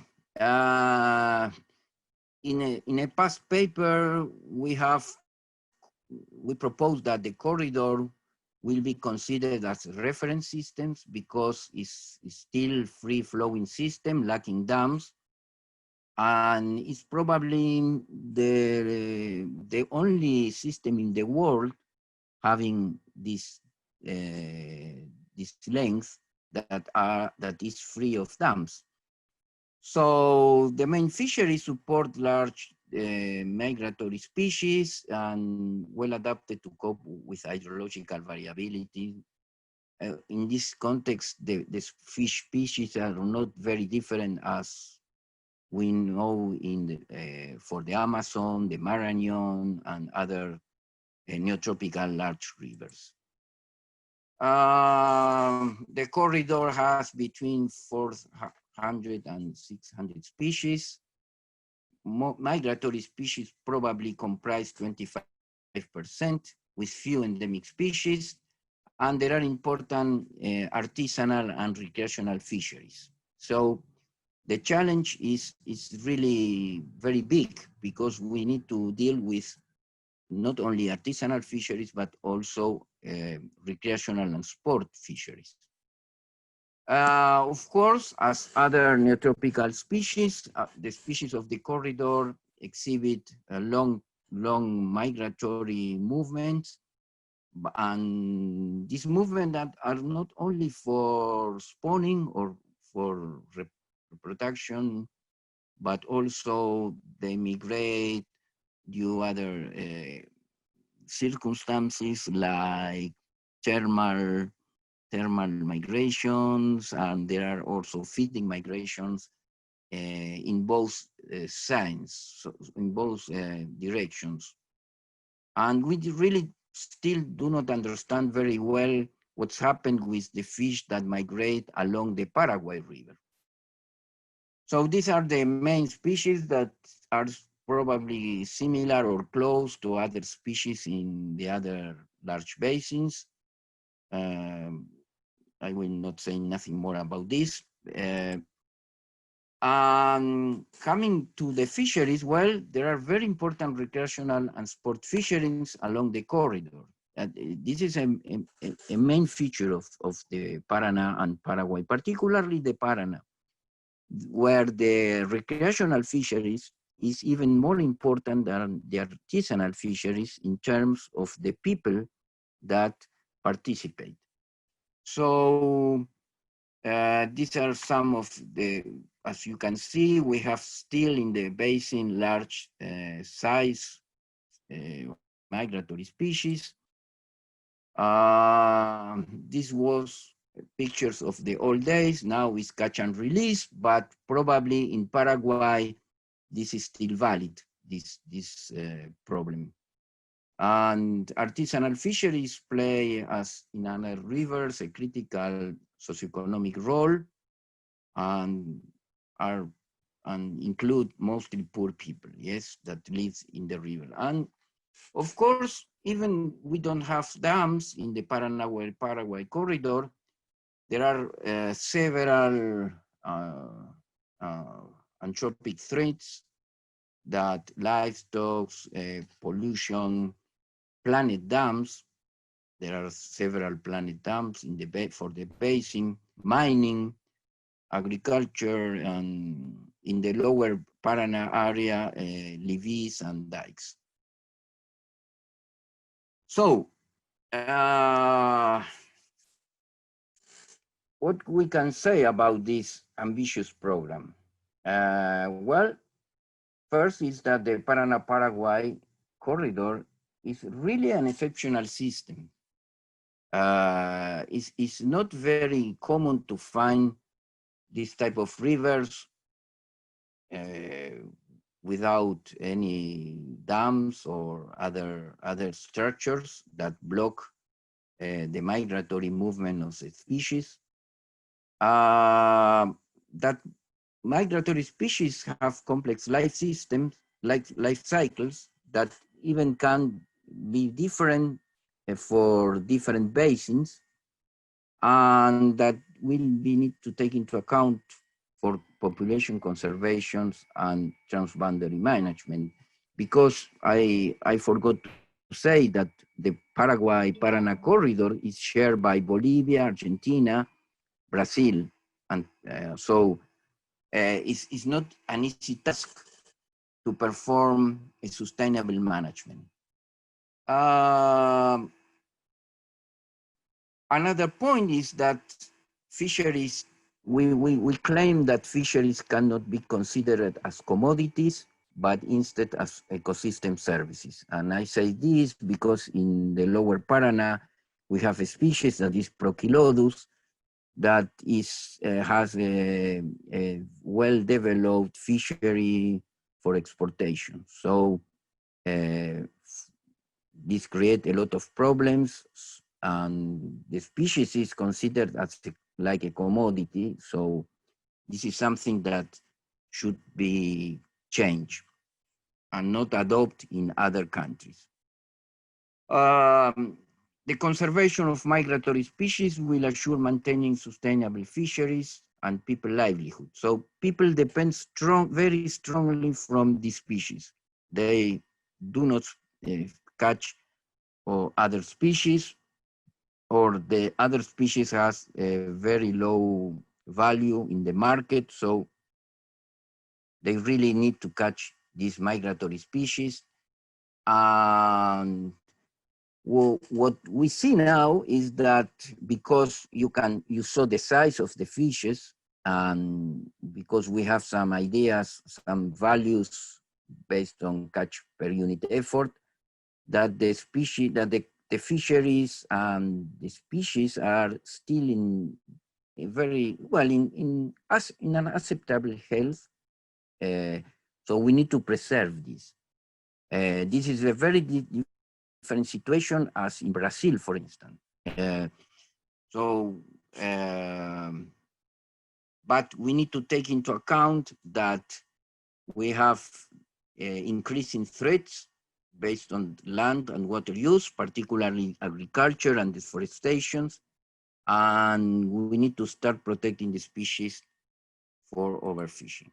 And that's all. Thank you very much, Claudio. Also another very inspiring presentation. And I suppose there are, as you presented, there are many, many challenges to promote the corridor. But again, it's quite clear to see that in the region, as well as other regions, like the Amazon, for example, people rely on fish for their livelihoods. That was great to see as well. So we'll have time for one question for Claudio. Do we have questions for Claudio, Adela? Yes, we have one question. So thank you so much, Claudio. It's about the water quality in the basin. So does the basin have a strong change due to the threat, or are just small spots? Well, yes, the water quality is an increasing problem, and one of the reasons is because people can see how are the fish, but not how is the water quality. First of all, I show that part of the water comes from Brazil, from the east, and because Brazil has a lot of dams, the water quality is decreasing in terms that nutrients and organic matter is being retained in the dam. So when you go, for instance, if you visit Itaipu downstream, the water is now very clear, even rather a bit blue. And this is because of the dams. But on the other hand, we have agriculture pollution in the lower Paraná area, and mostly industrial pollution, because now we have in the lower Paraná an hydrovia that goes from the Rio de la Plata to Santa Fe city, around 500 kilometers. This has implied a great development of ports, which implies more pollution, and of course other source of pollution comes from the cities. But yet the water quality is not very good particularly in the lower part of the corridor. Yes. Thank you very much, Claudio. I appreciate your presentation and answers, and I would encourage the attendees to ask more questions if they have questions in the Q&A box, and we'll have time to discuss them in the wrap-up of the session as well. With that, I would like to please ask you to stop sharing your screen, and we'll move forward with our session, introducing the next presenter. And our next presenter is Claudio Meyer. And Claudio is an associate professor of civil engineering at the University of Memphis. And he has over 25 years of experience on water engineering and environmental science, teaching, consulting in river engineering, hydrology, hydraulic design of civil works, and environmental studies for water projects in several countries. So with that, please, Claudio, welcome. Thank you very much. Thanks for the invitation, and thank you for this presentation. I cannot pull my presentation up because Claudio hasn't stopped sharing. Yes. So, and please, so, can you stop sharing your screen? While I wait for this, a quick disclaimer is that I am a water resources engineer, and I am also a river ecologist, but I'm not a fish biologist. So that's one thing that I wanted to say. And Claudio, well, you need to, okay. Yes. And I'm gonna change now because everything we have seen in this session up to now has been about tropical and subtropical systems. But now I want to take you to a temperate marine climate in the southern cone of South America, still within the neotropical realm. And so I'm talking here about large rivers of Chilean Patagonia. And specifically, I'm going to focus on the Baker River, which is the one shown here on the right. And this is the confluence with the Nef River, which comes straight from the northern Patagonia ice field, as you can see from the sediment load and the color of the water. So I will describe very briefly these large southern Chilean rivers, and then I will focus on the Baker. I will try to quickly describe the fish fauna of this part of the world, and then I will mention the different threats to our native fish species in southern Chile. This is the Puelo River, one of these southern Patagonian rivers. And basically what I'm covering here is all of the large watersheds, large for us. These are very short and steep rivers as compared to all the ones we've seen before, that drain into the Pacific Ocean between latitude 41, which is where the Central Valley of Chile ends, right? So there's a Central Valley in Chile, this is the end of it. And then latitude 48, which is the start of the southern Patagonian ice field. This is the Petrohue River. This is the Futaleufu, which is very famous for its class 5 whitewater rapids. This is the Palena River, the Cisnes, the confluence of the Blanco and the Aysén, and you can see that all of these rivers have an alternation of alluvial reaches and bedrock gorges, and the Pascua River. And the biggest of all of these rivers, this is the biggest in Chile actually by discharge, is the Baker, shown here where it flows out of Bertrand Lake. It has a mean annual flow of about 1,200 cubic meters per second, and a 27,000 square kilometer basin. You can see this is a lot of runoff for such a small basin. And the river downstream of the lake is only 170 kilometers long, but if we go up the lake and the tributaries to the lake, it adds up to more than 400. Now, one important aspect is that the mid and upper watershed of the Baker has dozens of lakes, including a very large one, which add up to about more than 2,000 square kilometers. So here is the basin. This is the outlet here at the bottom into the Chilean fjords. You can see that in yellow is Argentina. This is a binational watershed shared with Argentina. Basically, this is the furthest point. This is Hudson volcano here. We have the Ibanez River. It's the main tributary to this huge lake called General Carrera in Chile, Buenos Aires Lake in Argentina, and the native people here called it Chelenco Lake. The Murta River here is the second largest tributary. This lake flows into a smaller lake, which is Bertrand, and this is where the Baker River, with that name, Baker, I should say, is how we pronounce it, flows 170 kilometers to the sea. This is a very interesting lake. It's the second largest in Latin America after Titicaca, and it has a maximum depth of almost 600 meters. This is the Ibanez River, the main tributary to General Carrera Lake. This is the lake. It's a very beautiful part of the world. The Murta to the right is the second largest tributary. And then at left, you can see what the Baker River looks closer to its mouth into the fjords. Now remember, the middle and upper part of the catchment has about 15 to 20% of its area in lakes.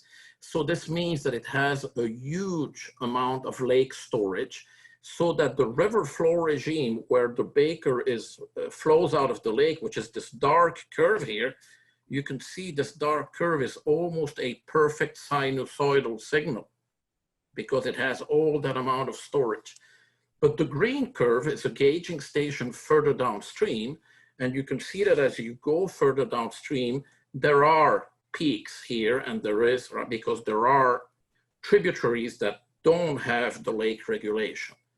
What about these huge peaks here that have started happening in 2008 and are multiple times larger than the earlier peaks? This is a very abrupt change in flow regime.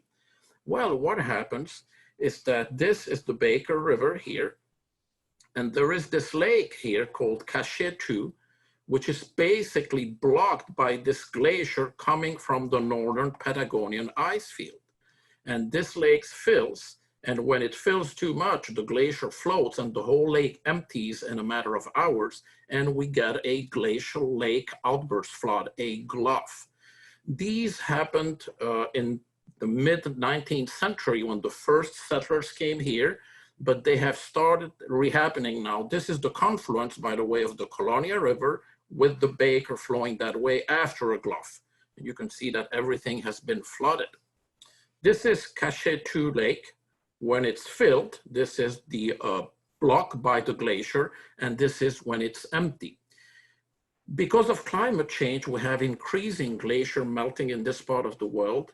And so these GLUFs are starting to reoccur after more than 50 years, both from the Colonia River and also from the Nef, which was the first river that I showed. And I want you to note that there was a large hydropower dam that was planned on the Baker just downstream of the confluence with this river.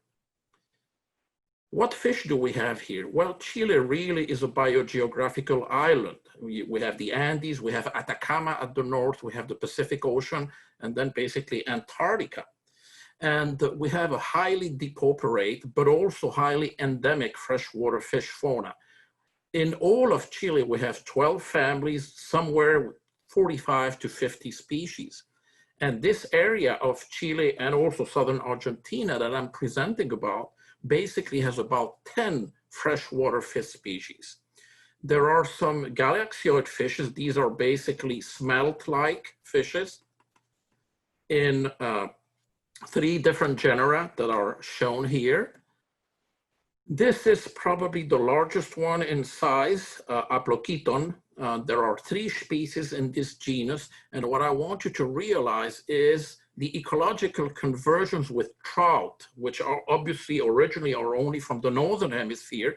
You can see, you can look at the fins. These fish look very much like a trout, and that is because they have the same ecological niche.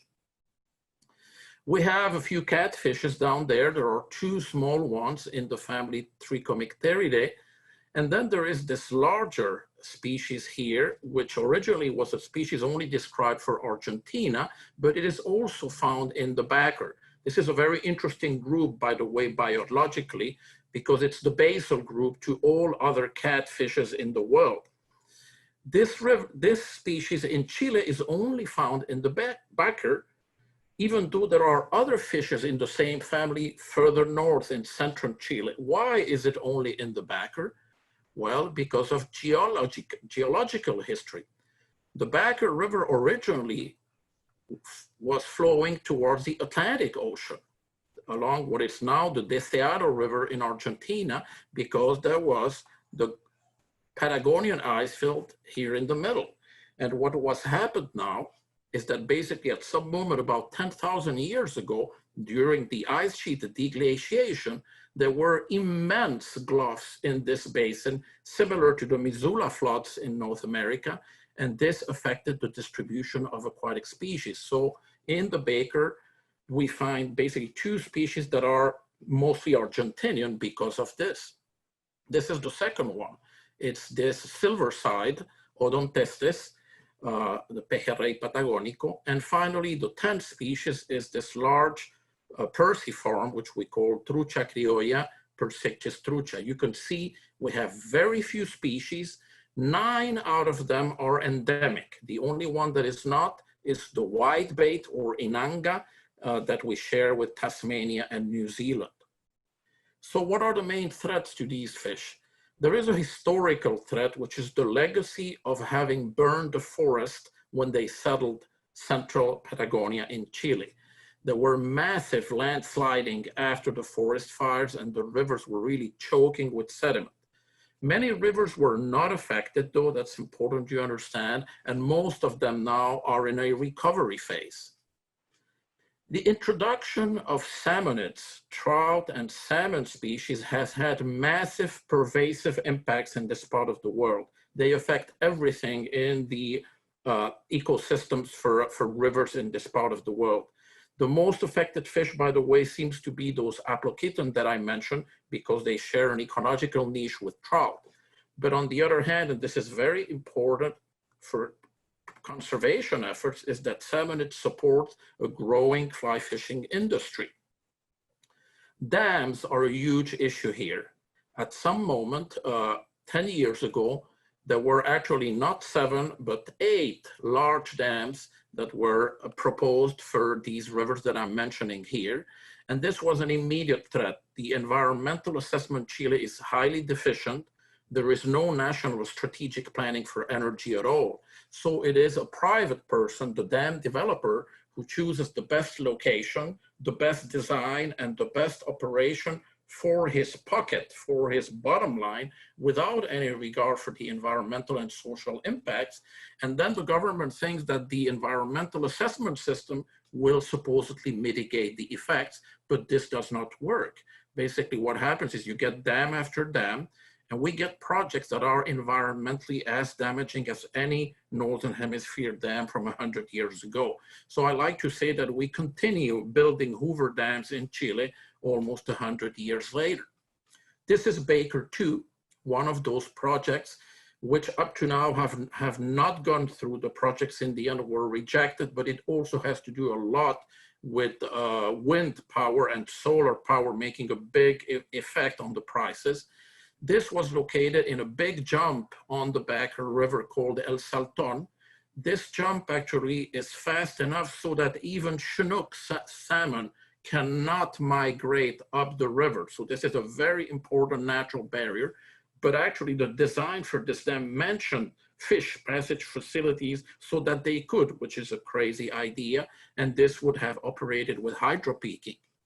And then the final threat is what I call the Chilean style river management, in which both private parties for gravel mining or else government agencies think that it's okay to have these big machines in the middle of a river doing what you see they are doing here.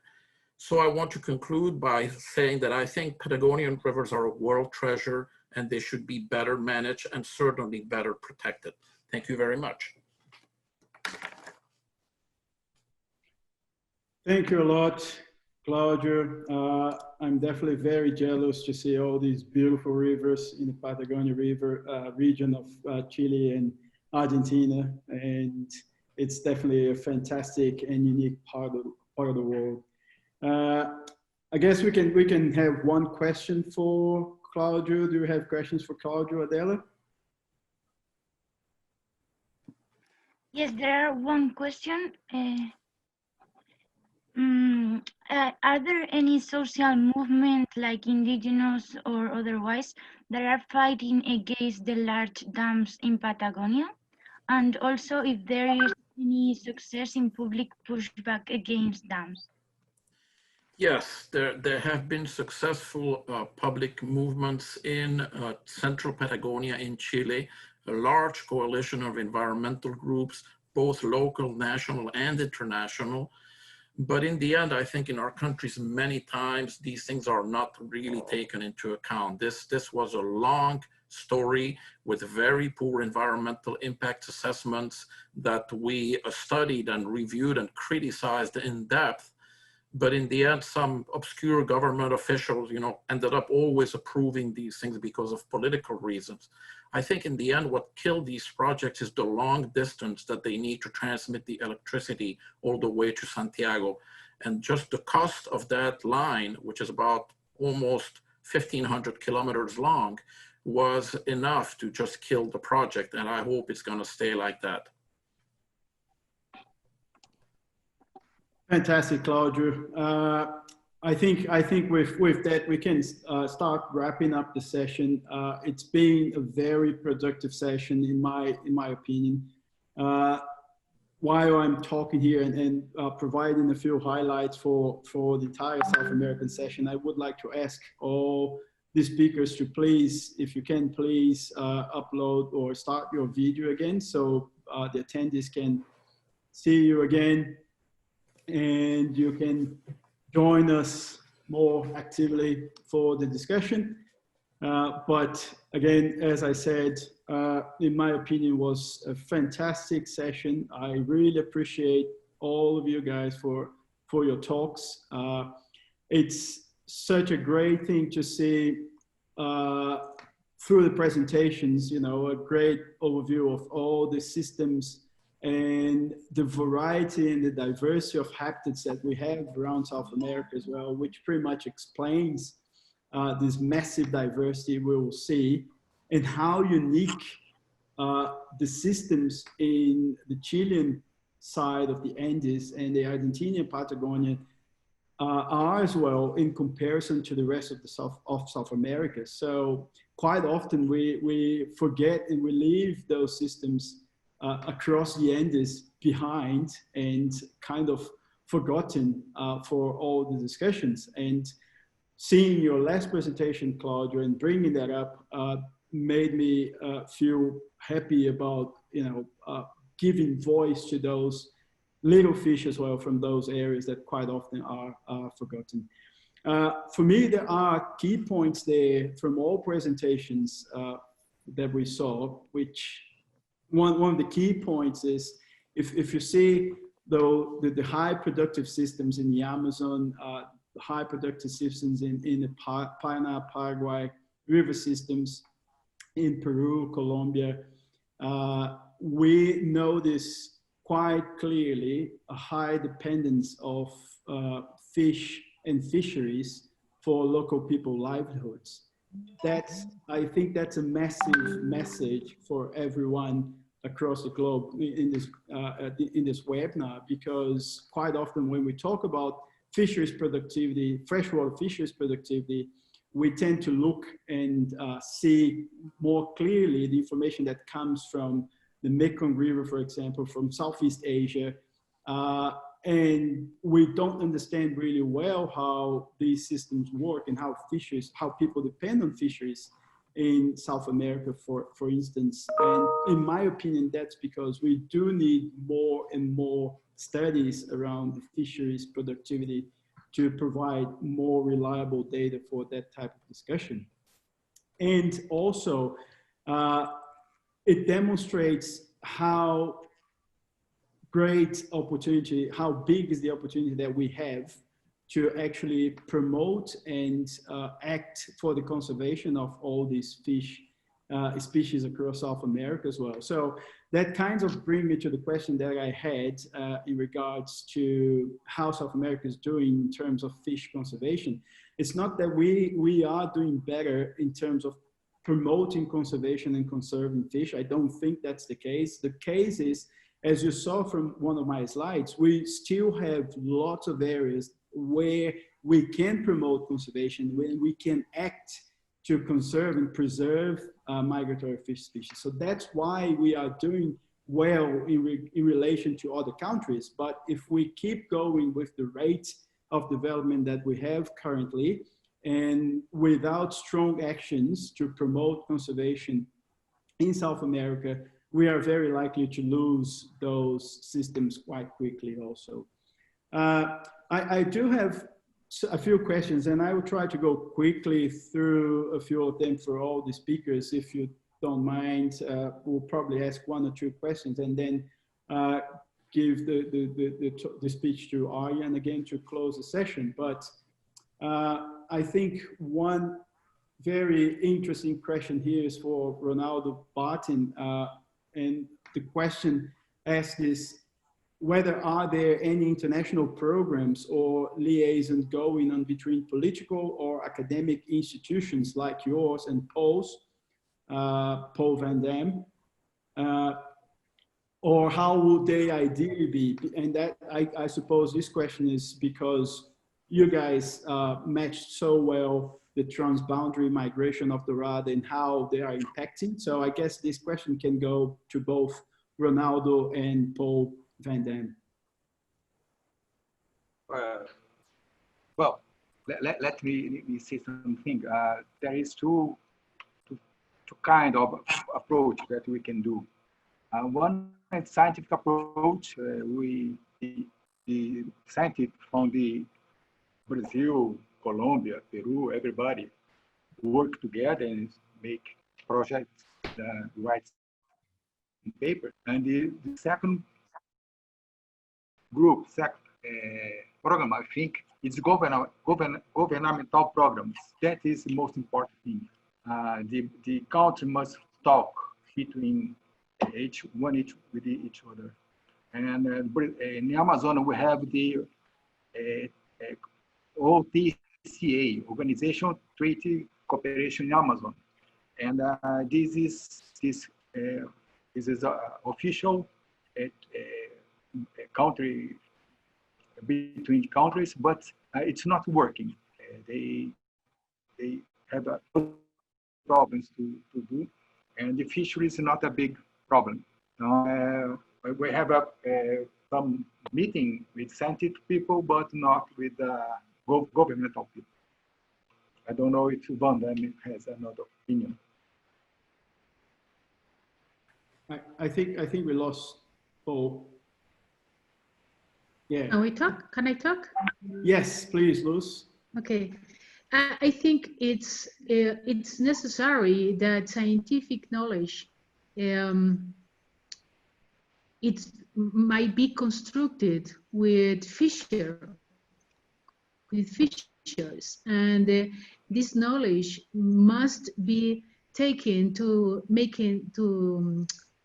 skate holders, and to those ones that take the decisions about where to put a dam, where to put an oil station, and we need to work all together, and with the people who lives in the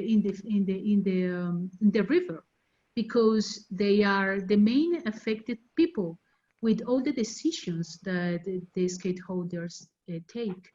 And I think it's a big effort we have to do, because as people who work with science, it's very difficult for us to access to the politicians. It's with at least I think it's a world very confused, but we need to talk to them, because they are who are taking the decisions. It's what I need to do. Yeah. Just one last quick question, and we will need to close the session and allowing Arjen to speak. But for Claudio Meyer, one thing that blows my mind in regards to Chile and all those dams and future developments in the area is the fact that most of the species, there is a very low diversity and high endemism in the country for fish species, and most of the species are small-bodied fish, which promotes more difficulties to mitigation measures for these dams. So can you talk a bit more Yes. about that in the country? This is a big issue, actually, the fact that our species are not, our fish fauna is not charismatic. That is a huge issue, because even most people in Chile don't know our native fish. They know about the carp in the river, they know about the trout because they can eat them, the salmon. And so that is an issue. It's an interesting management problem because, you know, I come from a very applied side of things, but typically when I talk to fish biologists in Chile, most of them, if not all of them, consider trout to be at the same level of carp, basically trash fish. But on the other hand, if you go to New Zealand, most of the environmental protection for rivers is based on protecting trout fisheries, and there are also invasives there. So I think if you want to take into account the livelihoods of people in Patagonia, you know, salmonids provide much more towards that than the native fish. And so I think what you should really do is very strong preservation of those systems that have not been invaded yet because of natural barriers, for example. You have to do everything in your power to maintain those systems without any invasive species. But, you know, for the other system, I don't think it makes sense trying to eradicate the trout and the salmon. I think you need to manage for, you know, high-end tourism and at the same time conservation and, if possible, preservation. It's not an easy act. Yeah, that's a very interesting point, though, because, you know, we need to look after those fish as well. So if I may say, another issue is that Patagonia is charismatic as a world region. Everybody knows about it. Yes. In central Chile, though, in central southern Chile, where I come from in Concepcion, we're losing rivers to medium and small sized hydropower development that is fragmenting river systems incredibly and taking water out of the rivers.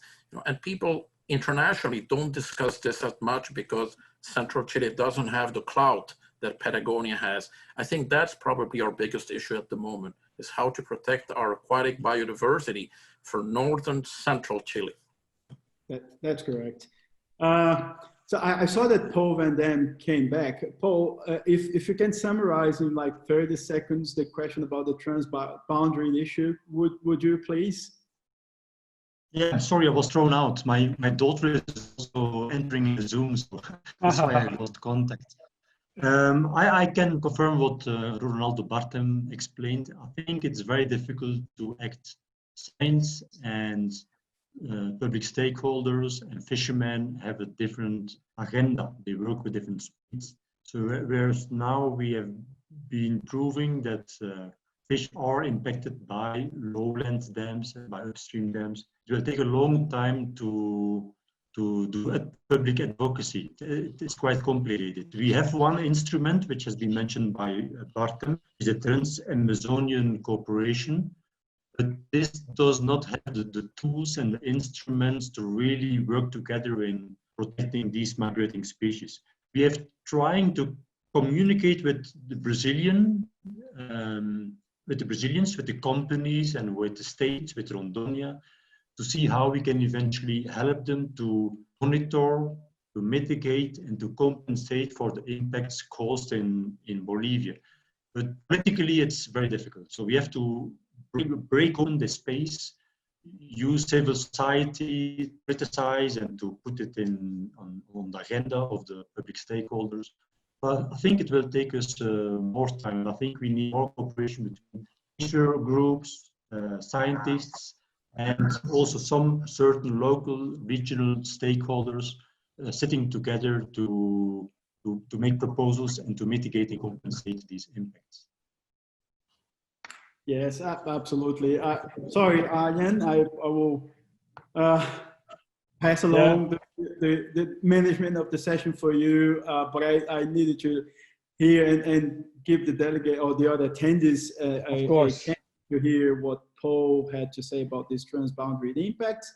And I really appreciate all the speakers' talks, and thank you very much. Thank the World Fish Migration Foundation for inviting me to present and moderate the session as well. Huge thanks for all of you. And Arjen, the floor is yours, please. Okay, Luis, thank you so much for this really, really well done session again. Thank you all the speakers, and let me also take the opportunity to thank people behind this all who also made this possible. Apart from all my colleagues, we have sponsors who have done who've made it possible that we can do things like this, organizing World Fish Migration Day and also doing this, and that is really very much appreciated. I cannot mention them all right now, but maybe after midnight we can do that. Then I would also maybe take the opportunity to thank all of you on behalf of the migratory fish and nature and rivers. I think it's really great what we're all doing together. Then I would like to finish these sessions like we have done with the previous sessions too, with one of the songs of our Eurovision contest. In Europe, you have a Eurovision contest. It would take place on the 16th of May, this coming Saturday, but because of the COVID situation, it's not taking place, but we have the Eurovision contest. Several people around the world sing a song about migratory fish. They send it to us. We've put it on this website, and on Saturday you can start voting. Or if you're a good singer, we very much appreciate if you send us a song as well. Let me just start the song that I would like to make here to you. So this is a song from Spain. I like it very much. Thank you very much. Hold on for the next session, which will be about Central America and Mexico. Again, thanks a lot, everybody. Bye-bye.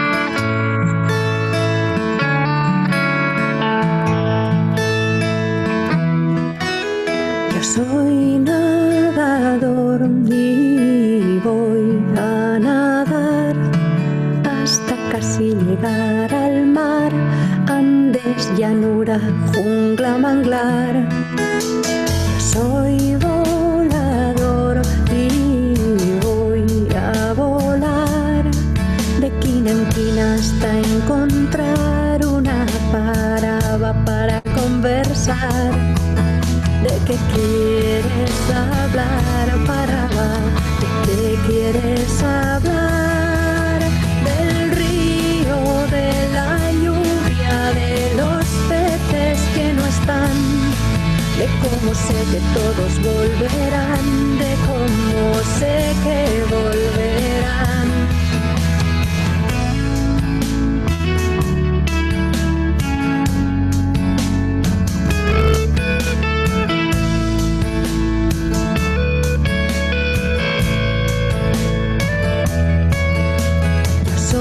Pescador y no puedo pescar.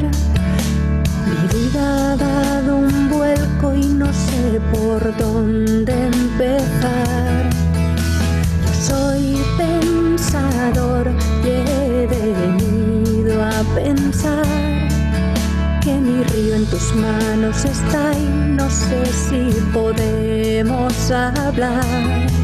¿De qué quieres hablar, pensador? ¿De qué quieres hablar?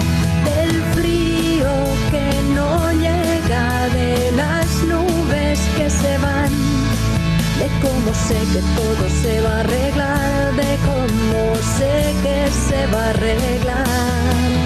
Del río, de la lluvia, de los peces y del mar, de cómo sé que todos volverán, de cómo sé que volverán, de cómo sé que todo puede cambiar. ¿De qué quieres quieres hablar del río, de la lluvia, de los peces que no están, de cómo sé que todos volverán, de cómo sé que volverán, del río, de la lluvia, de los peces y del mar, de cómo sé que todo se va a arreglar, de cómo sé que se va a arreglar, de cómo sé que todo puede cambiar.